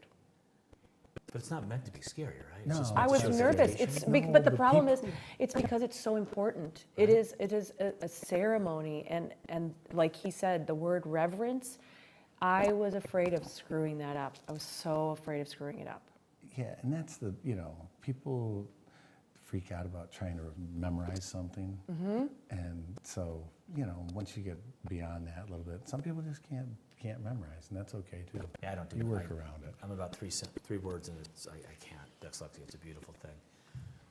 Unfortunately. Can I ask you other questions about the room? You can, yeah, whatever you want to do. This is your guys' show. Well, the fact that you're here is amazing because I'm pointing to the thing in the middle of the You room. have an altar? So it's called an altar. I It know is it's an called altar. Yeah. altar. And then Bible. is it like something you guys kneel on when you're doing prayer or Yeah. that type of Yeah, thing? and so the Bible's Bible's on placed it. One of the qualifications to be a Mason is you have to have a belief in a God. It doesn't need to be a Christian God. It doesn't need to be whatever. Just a higher power. Because you have to take a solemn obligation about certain things that you learn, and feel that if you're only beholden to yourself, then your word really doesn't have as much Right. Truth. truth to it or power behind it, unless So that's where the belief in a higher power comes in. But it's not just necessarily. We have a Christian Bible on our altar, and I think it's mostly just because it's the more common denomination of religion and where we are. But when I was made a Mason, the Quran, the Torah, and the Bible were all on the altar. Oh wow! So the Masons will take other major religions, other major cultures. Well, yeah, we're worldwide. Right. So in other countries, it would be whatever their sacred book would be. But the common denominator through everything is its good works for the community. Right. And I think also maybe a little clarification too as to why people think it's so secretive is because of where it's based, and if you look back at the correlations to things historically, that's why the doors are protected, and why once the doors are stopped and shut, they're guarded, and you just don't open the doors. That's, I think, where people have the misunderstanding that there are crazy things happening at Masonic lodges, because there's not. Right. Sometimes I wish it was crazier. Right. But It would be fun. But it's, it's like where I say, we're not a secret organization. Right. We're an organization that has secrets that we use to identify one another as a brother Mason. That's Yes. a beautiful way to say That's that. really more Yes, of what it is. exactly. So basically, anybody can really become a Mason if they put the work in Right. to Yep. become Yeah, that sure. Mason. Yep. So it's not that we're barring I shouldn't say y'all are barring anybody. Put the work No, in, right. be a good human, Right. and you're more than welcome. Right. If you're an a-hole, you're not welcome. Right. That's one way to put it. It's I'm not getting chills in here. We were getting really just- bad chills a little while ago. It's like everything It was, shifted. it was a very different It's energy. very positive in here right now. That's why I'm getting positive. Not that I'm sensitive or anything. I'm as sensitive as that damn chair, but I feel positive right now. A lot of movement in here right now. Right? You have a lot of viewers. there was a big black whatever stood up out of here, which I think is when I didn't mean to offend you. I'm so sorry if you're still in here. It was not my goal. It's not what I was trying to do. I just don't understand. Yeah. And I want to understand. I know. And this place I is appreciate amazing. that. This building's amazing. And I also want to address something that happened in chat when I was with you about Me? when I met you at the second floor about the son. Sherman? Sherman. Thank Sherman. you. I was drawing a blank on that. Okay. Look, someone asked why didn't you have a family? And look, Sherman dedicated his life to this country.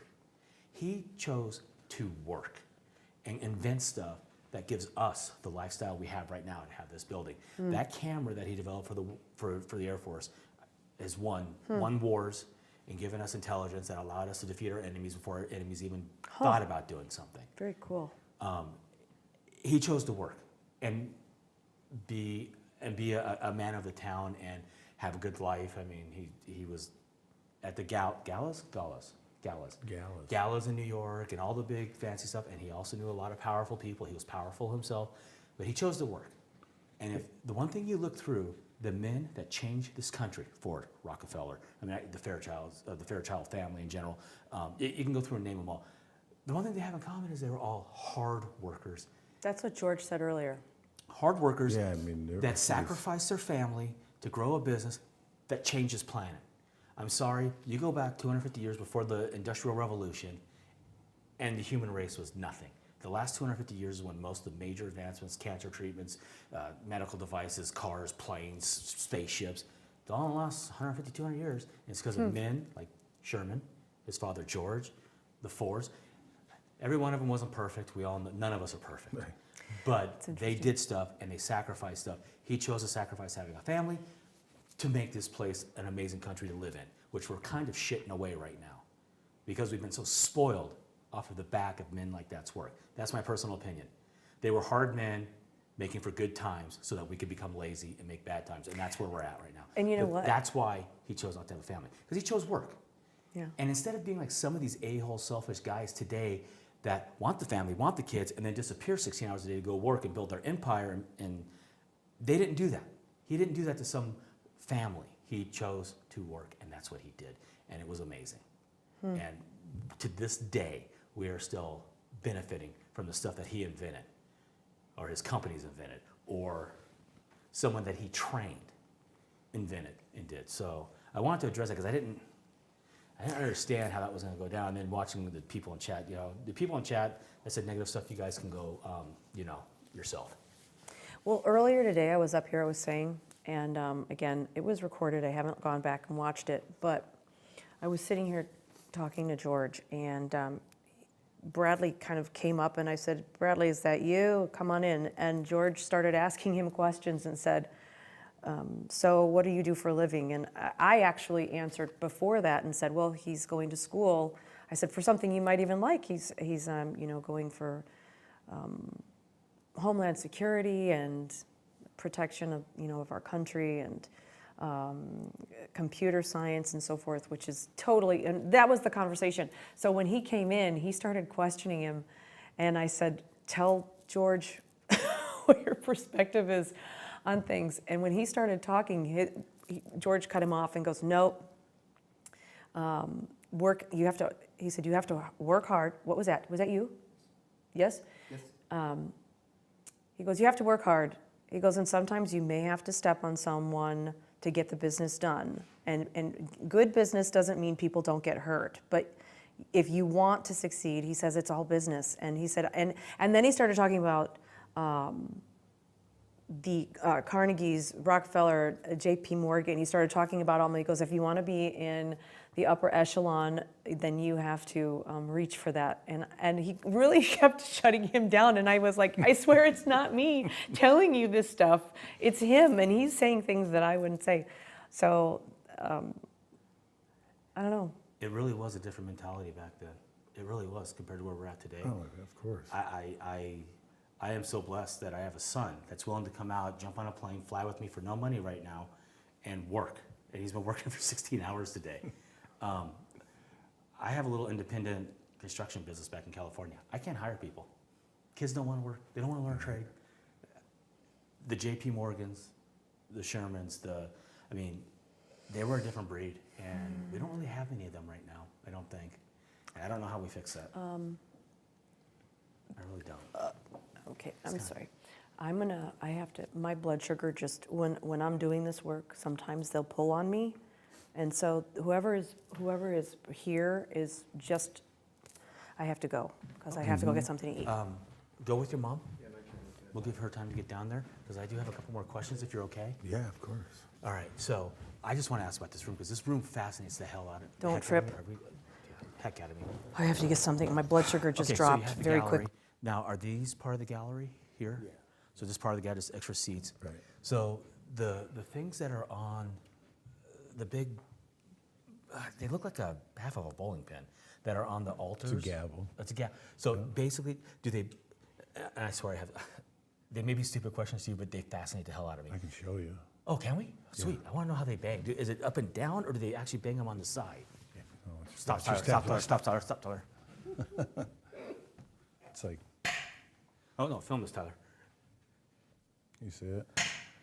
Okay, so it's just up and down. So just grab it and boom. It's a signal. And that means everybody shuts up and listens? Yeah, exactly. So what if he bangs, this is a serious question.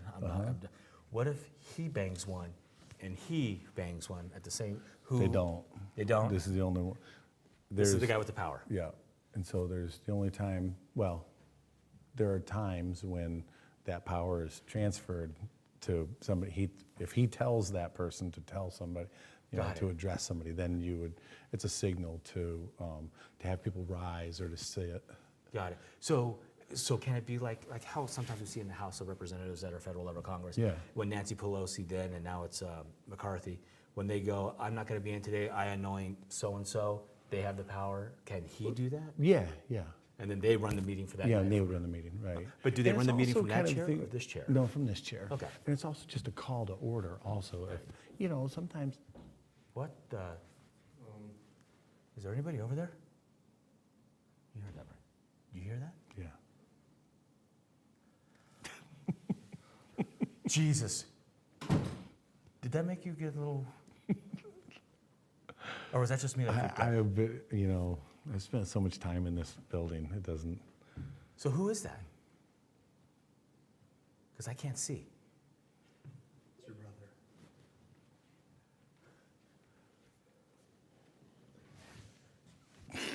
Oh my God. How you doing? Welcome, brother.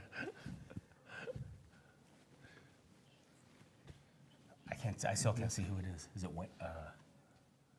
You guys are still up, by the way. Oh, we're still up? Yeah. Oh shit, we're still live. Well, why don't you introduce yourself into my mic? No? You just want to appear? They can see you. I know. And just so you know, when this was on earlier, and we were watching, was there a stationary camera over here or something? There is, yes. There were so many orbs in front of that camera. I don't know. Right. So let me educate you on orbs. It's just dust. You need a better mate. Okay. Literally, if you're looking through an IR, and this is education for y'all out there too. Yeah, I want to know. If you're looking through an IR camera, like that one right there, and it's blasting IR light out, it's focused way over there. A little bitty piece of dust gets real close, and it's out of focus. But as it's spinning around, it'll reflect the light down the barrel, and because it's digital, it doesn't know what the hell to do with it. So it gives you that orb look. Great. Well, I was all excited. Now, okay, but let me tell you this. If you're sitting in this room, which is really dark, and with your own eyes, you see a ball of light, orby thing floating around, that's something different, and that's not normal. So what is that? Is it grandpa hanging out? Is it an older member here? Or we don't know. Is it other alien life form that's down here watching us? I don't know. Is it some aliens that are observing us and they're screwing with us? Because I don't know about you. Did you ever have ant farms when you grew up? Little ant farms, you do the thing? And what was the first thing we did as kids when they got their home built? We knocked on that damn window. Right. Maybe they're observing us, and every now and then there's one sign that's like, I'm going to screw with these humans. So maybe it's that. I don't know. But it's not normal. I feel like I'm in an ant farm sometimes. We are in an ant farm. We just don't know. But One it's of- RIN. It's RF. But so yeah, so that's orbs. Unfortunately, I'm sorry. It's just I was all excited. yeah. I mean, you could be excited, but it's really. I mean, I don't want to jerk your chain and tell you something that's not. But whatever I saw stand up over there was very for real. Yeah. And then everything went haywire, and so I apologize again. I really do. I'm sorry. So are you? I think what a lot of people don't understand is it's dark. No, they don't. They don't understand that at all. Right, like when I push the thing off the edge of the They table. feel like the IR, the IR camera is a flashlight. Right. No, exactly. No, I nobody can't. can- We can't. And see we're it. standing in the complete dark. Right. I tried to have Tyler earlier turn I that mean, off. I can walk up to Randy because I always know where Randy is. Right. But with that camera over there with the IR, it doesn't give the total. I mean, it's pitch black, people. It's really pitch Yeah. black. Now, what I'm hoping with all this energy with you and your heart here, and are you a member also? Mm-hmm. So maybe whoever's watching will give us a message that we can give to you guys. We have recording devices around Yeah. here. If you have a message that you want to give, like a wall that needs to be painted maybe, or something, give it to us. I've been getting messages from this room since I was like 5. Oh, really? Yeah. Well, you've been here since. Well, okay. Another question. pretty I need to much. ask you. Yeah. Another question. What is the minimum age to join? Because you said some guys joined here 65 years. It's 18 now. So 18. So well, what was it? It was before? 21 for a long time. Okay. So basically, someone could join at 18 and ride the whole. And there are people that joined when they could and stayed their whole life. Okay. Yeah, right. Hello. gives you the So, 65. Sacco and I, we are in the library, and excuse me, I was upstairs, and my blood sugar plummeted because there was a lot of energies in the room, and I had to run down. I just chomped down a half of a Quest bar and some gummy worms so that I can keep that going. So. I think what I need to say, especially, we're just going to talk in the library for a moment because we're going to transition and we have a lot of other things coming. But first, I want to address this. You know, I tried to address it upstairs as well. That we're in a mansion, a home, but it is now this place of It's a like temple. it is. It's a temple. It's a Freemason's temple. Exactly, it's a temple, and I'm asking the chat. I mean, you know, there are people who have been following all sorts of different programs with us, but we are in a temple, and, you know, when I'm on social media and I'm seeing people calling Masonic temples and Freemasons cults and all these things that you don't know what you're talking about, because you've obviously probably maybe never left your basement, but I'm going to tell you right now that if anybody wants to be disrespectful in the chat, you will be banned forever. And it doesn't matter if you've just purchased a 6-month subscription. If you're going to be disrespectful, you won't be here. If you don't, I can guarantee you that if we were in an Islamic temple or a church or what, you would not be on social media showing your true colors of ignorance. But because it's a fun show and you're part of what we're doing, you think that it's okay. And I'm a crazy person. I don't think I slow down. I laugh at really, at crazy things. I'm stupid a lot of times because it's fun. However, when it comes to this program, especially when it comes to places that we have been given a very rare permission to be able to go in and see, because I guarantee most of you guys have probably never seen a Masonic temple on the inside. You're getting like an inside view of this place on top of all of the awesome paranormal things. Have a little respect.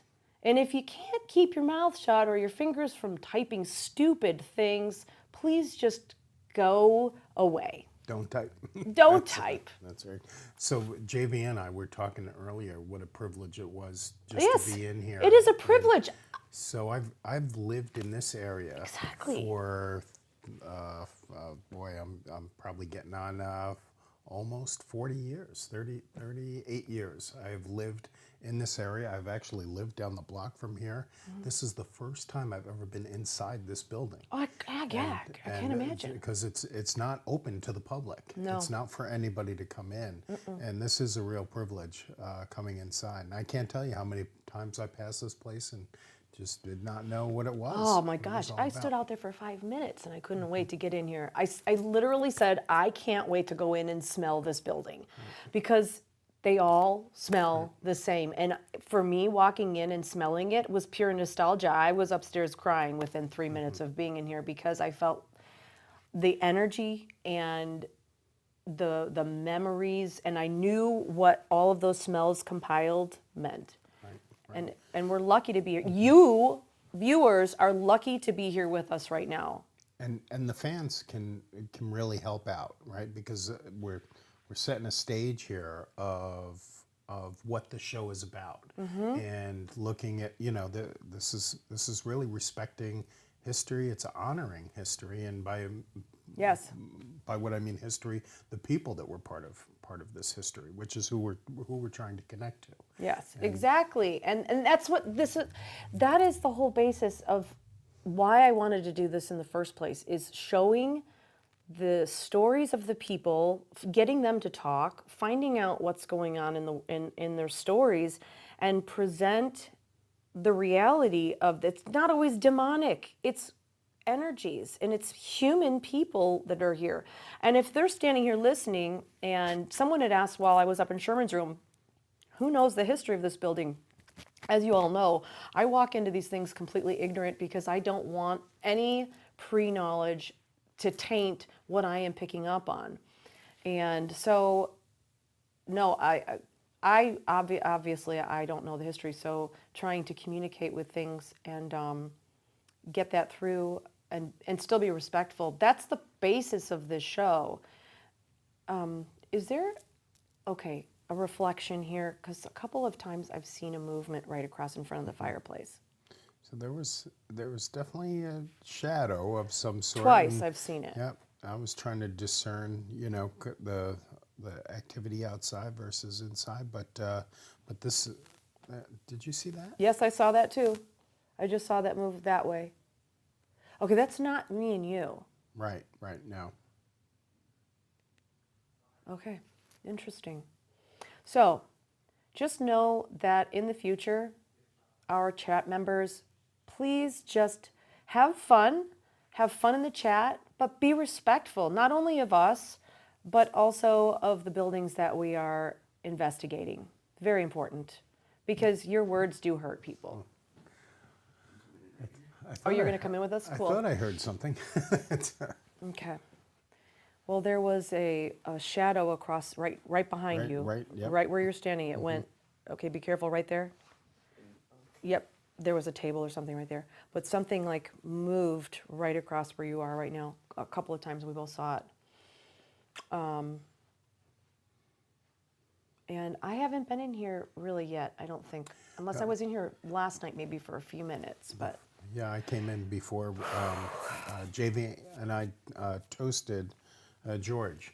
And have you noticed a shift in the energy in here? I did. What did you feel? What did you feel? I feel a little coolness between us. Do you feel it anywhere in your body? So if I was to describe what I feel in my body, I would say a little lightness. Interesting. I feel drained, like my battery has been drained. I actually also feel a little bit, when they're drawing on my energy, it gives me a slight tingle of like anxiety because and they're pulling on my eye right now too. Okay, so somebody, I'm gonna shut up.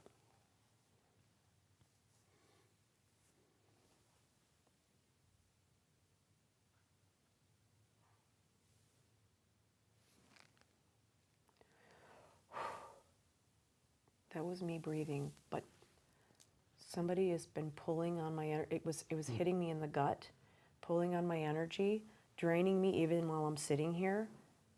And it feels like a bit of an attachment. And then my eyes started doing its whole attachment thing of trying to pull me through dimensions to talk to them. So I'm going to shut up and let you talk so that maybe I can hear them. So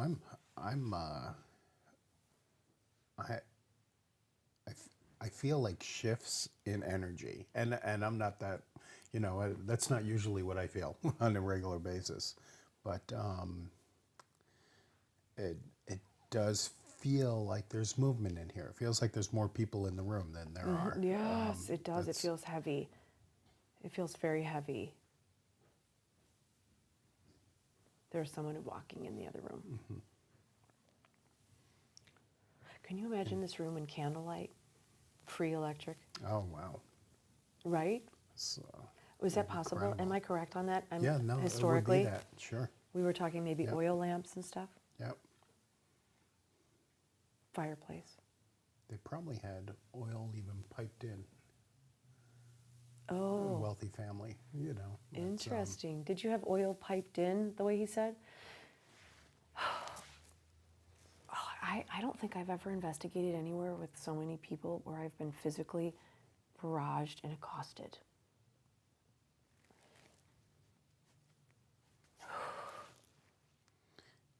I would love to see these fireplaces going, these stone fireplaces. But you can imagine this is a cold environment in the wintertime here. So these fireplaces were cranking. Thanksgiving to St. Patrick's Day. Although I don't know if St. Patrick's Day was a thing. I don't know how far back that goes. Okay, stop.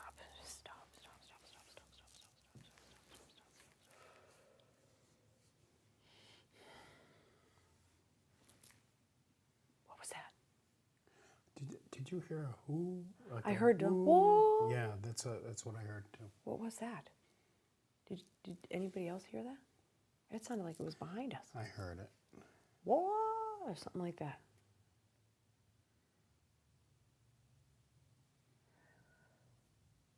I keep hearing the word truth. I keep hearing truth. All right, whoever is trying to use my energy, I know you're not here with us. You're in another dimensional plane, and you need to stop pulling on me. I'm actually going to put up protection right now because you're draining me so much. And I am going to, hold on, I just have to shut it off a minute. Okay, let's think. Let's feel the So couch. how about anybody that's in the room? Show us that you're here. Let us use your energy and come to the red light, come to the green light.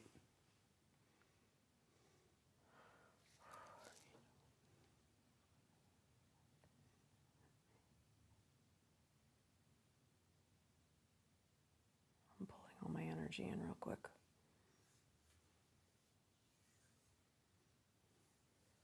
Pulling anything in.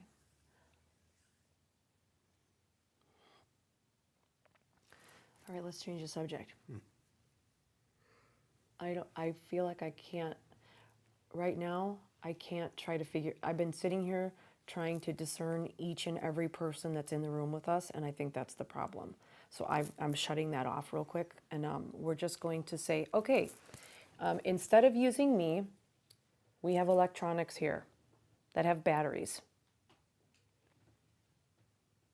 If you would like to speak to us, you can't do it through me right now because I need to somehow get my energy back up. So I'm not going to even try to hear you right now.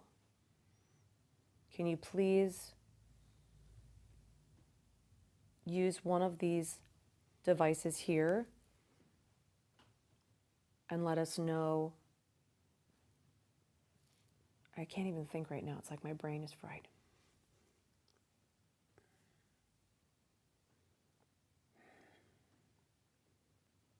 I feel like I have to go outside a minute. Oh, okay. Just gonna cut all cords of attachment because something's attached to me.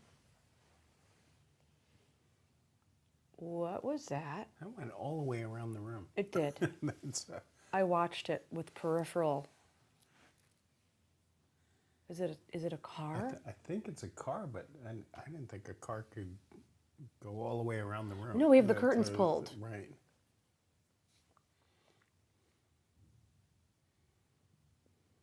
Maybe it is a car. Must be, 'cause it's repeating itself. But it wasn't doing it before, and there's been traffic all night. Yeah, you're correct.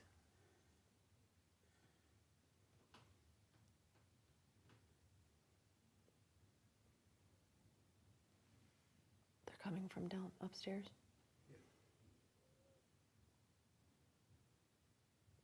Okay. It's lightening up. I'm just, Archangel Michael, I ask that you come and cut all cords of attachment of anything living, dead, or otherwise that wishes or possibly could do any kind of harm to me and my energy. And cut down in the front of me, swiping all sorts, cords of attachment. Cut down in my behind me, cutting all cords of attachment. Swipe to my right, Archangel Michael, I ask this in Jesus' name. Cut all cords of attachment. Swipe to my left, cutting all cords of attachment. Thank you. Archangel Michael, I ask in Jesus' name that you cut above my head, cutting all cords of attachment. Archangel Michael, I ask that you swipe below my feet, cutting all cords of attachment. Of anything living, dead, or otherwise, you just use my energy or do me harm. I ask Archangel Michael, Lord Christ, that you reattach me to the light. Strengthen me and wrap around through my feet, down through the ground. Perfect. Oh, awesome. Okay, I feel so much better. I could feel it light. I could feel it like piecing off of me. All right, so whoever is in this room, and I'm pretty sure this is Sally. Sally, you cannot, I know there's a whole bunch of people, but Sally, you cannot attach to me like that. You have, I understand you have a lot of questions. I also want you guys to know that you don't have to be here. You can move on, and I understand not wanting to move on.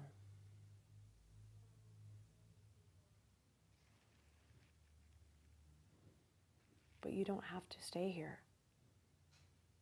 It's okay to move on.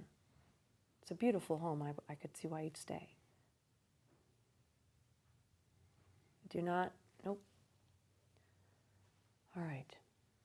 I think I need to go outside, so we're going to have to switch it up somehow. Okay. Sally passed away across the hall from here, right? Did she? So, I believe that's what JV said. It would be in this room. This is the library. Oh, in this room. Okay. And he also said it was sudden. Yes, because that's why I was wondering yesterday if she was up the one in the turret that knocked out the blue light, the theremin, and then gave me the palpitations to try to express what she went through. What she went through, boop, boop, boop, boop, boop, boop, and then because throwing off your heartbeat like that. But I don't think it was like just a heart attack. I think that she had some kind of other issue that was untreated that led to that. The way that she makes it sound. And then I was getting headaches earlier, and I was I was doing these things by myself because there's just clarity in this. And of course, you know, I don't have to do everything on camera, but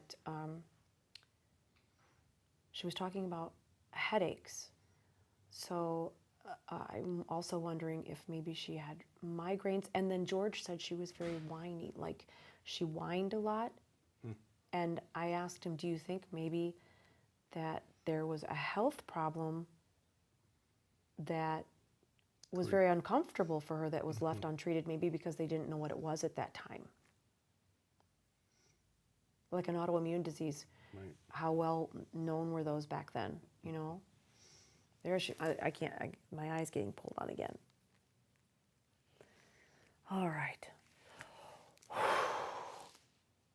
Holy cow. I think after this whole couple of days, I'm going to seriously pass out of sleep for 12 hours after my body comes down from the vibrations of this place. There is a lot going on here. Yeah. It's just a lot I'm just going to going stand on. up a minute. I have to squeeze my mind. Okay.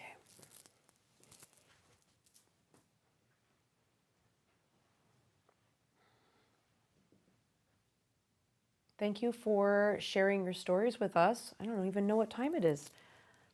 It's not time to go yet, but thank you for sharing all the stories with us and allowing us to come in and be vulnerable with us. You don't even know us, and trusting us to come in and speak and question and give us information. I really appreciate that. Yeah. Sharing your space. Yes. With all of this equipment, and we've closed your curtains, and we've, oh, I just got grabbed on my arm. Okay. My whole arm just got grabbed. You just pulled all the energy out. My arm was kind of like limp. I'm out of here. I'm going. I don't know what she's trying to do to me, but I'm out. I'm going outside. Okay. So on that break, on Rebecca's break, let's see if somebody can talk to us. We still see that? See the K2? The K2 just went all the way red and back again.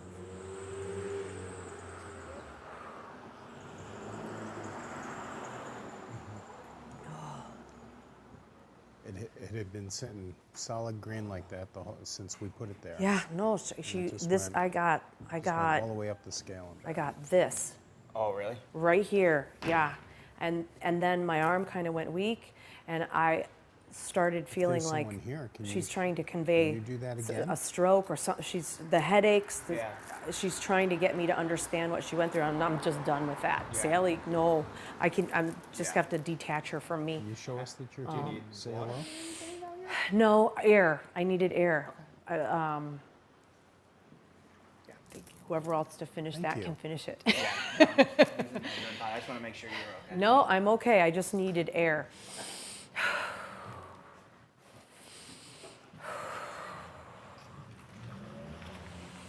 I do not have Rebecca's talents, so I don't know if George or Sherman or Sally or many of the Freemasons that have come through this temple.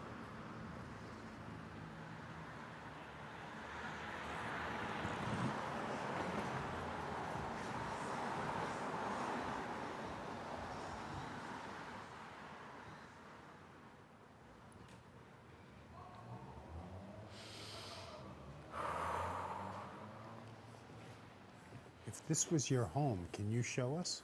Can you tell us?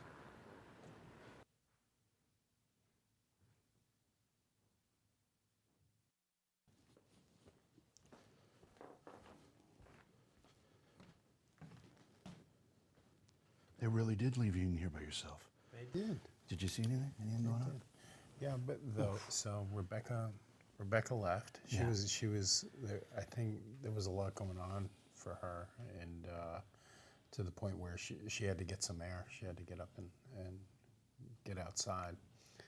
And then I just asked a couple simple questions, and the K2 went off. Oh, wow. And the whole time we've been sitting here, it was just a solid green light. Yeah. And I just asked if anybody's here to show themselves, and it lit up. So we had a couple things planned for tonight. We were going to have the youngsters go off and do a spirit box session, and then we were going to do an Estes method spirit box session. But as our chat room knows, we've had some issues that we've had to deal with that are not technical tonight. Last night they were technical, tonight they were personal. And also, Rebecca, and I was just talking to her, there's an energy change going on in here that she's uncomfortable with. And I don't know if it relates to what was going on with the personal relationships that we were talking about in chat or not. But it means that we're going to start winding down and not do those other things that we had intended to do. I think we need to call it a night very soon and regroup and reclaim our energy and reclaim our footing so that we can get ready for our next investigation. And I just want the folks in chat to know I was in there and trying to convey that we just needed a change of tone there. For some people that's easy to do, for others it's not. But when we request that, it's not because we're trying to shut you down for who you are or what you are. It's because the people that let us into this building, out of the kindness of their heart and because of my personal relationship with them, were not happy with some of the things that were going on. So when we ask, it's just a request, and we appreciate you honoring the requests that we make, because it's important for us to continue with what we're doing. If you can't do that, then that's when we have to take more serious action. So for those of you who recognized what the situation was and changed your tones, thank you for doing that. Not all buildings are like that. They're not all as grand as this, or they don't have the history as this. They also don't have the connections that this particular one has, whereby if we cross a line, in some cases we don't even know we're crossing a line, it upsets them. And that's kind of what happened tonight. And we just have to respect that. This is not our building. This is not our house. We're guests here. Whether we're talking about guests of the spirits that reside here, or we're guests of the people who pay the bills here. Either way, we need to respect it. So I appreciate everyone who understands that. Having said that. And we don't see the chat while we're. No, we don't. That's part of the problem. We don't see it, so we don't know what's happening with chat. We don't. But I want to take a moment and humbly thank the Mason organization, the Masons, and the Fairchilds for being gracious hosts.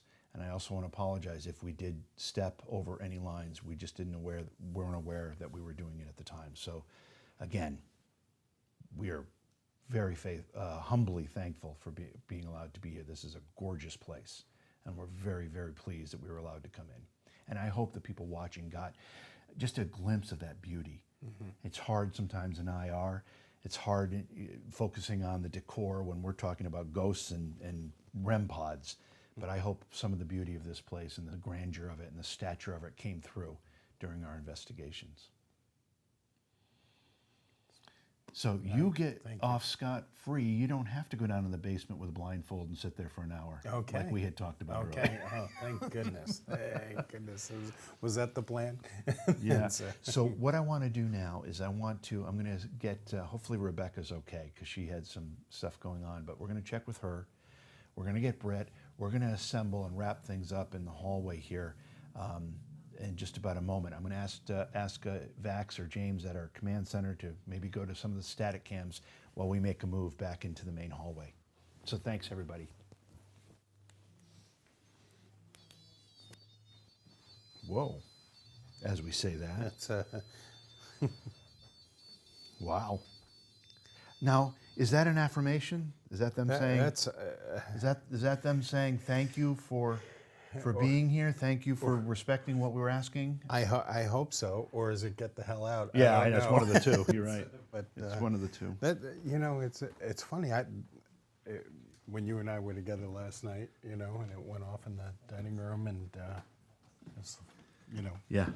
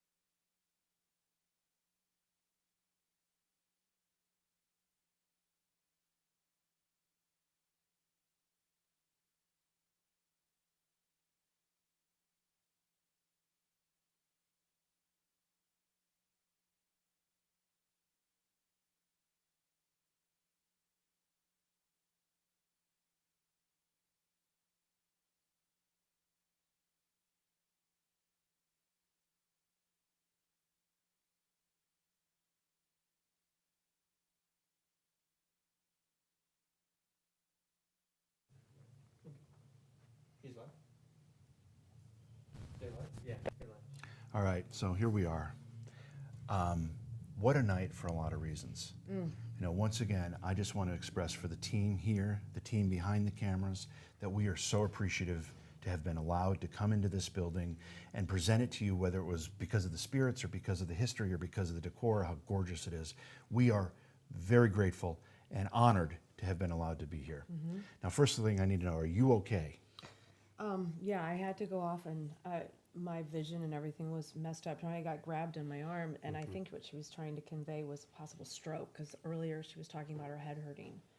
So I'm wondering if that's what happened with Sally, if between her heart and everything else, I think she may have just had like a stroke or an aneurysm or something, because I almost went down. And you were mentioning you thought she had some other illnesses, Yeah. which can also cause stroke, too. Yeah, so- something.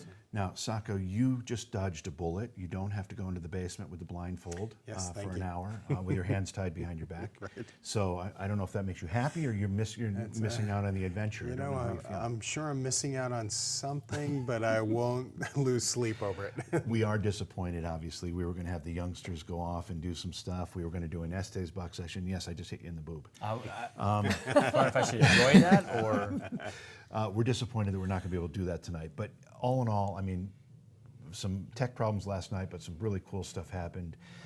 You know, this is the raw version. This is the raw stuff that happens in a paranormal investigation. You don't get to see this on Travel Channel, Discovery, Sci-Fi, or any of those other places, because it's all edited out. You got to see it in real time as it happened. You got to see the sweat forming on my brow. Me too. I was dying. On the top of his forehead, on his scalp. You don't even want to know what's going on in the butt crack over here. Boob sweat. Boob sweat. Here's a cool thing, though. We are not going to take all this footage, and we are going to edit it down into a polished version. Don't know exactly how long it'll be, but it'll be edited down, and then you can watch it like you're watching a network show. So you get both worlds. You get to see the craziness and how long this takes and how boring it can be and how exciting it can be and technical issues and yada, yada, yada. And then you get to see the polished, edited version that will probably be a lot more entertaining to watch, to be quite honest with you. Well, it depends what you like watching. If you like drama and stuff, this was pretty good. Yeah, it was good drama, So, but anyway, we're working on our next location, our next investigation. We actually know it's going to be May 12th, 14th weekend? Yeah. May 14th weekend is the next one we've got scheduled right now. We're looking forward to it. We won't tell you where it is yet. It's somewhere in America. It is somewhere in America. It is.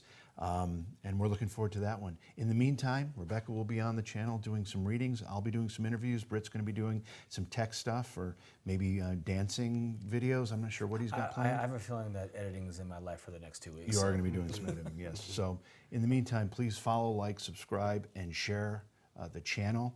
Let people that enjoy these types of investigations know about what we're doing here. And make sure you stay in tune with us on social media as well. I mean, we've got a lot of stuff going on. We do. Peace, love, and rock and roll. Love Thanks you all. for Thank you very following. much. Thank you. Good to see everybody.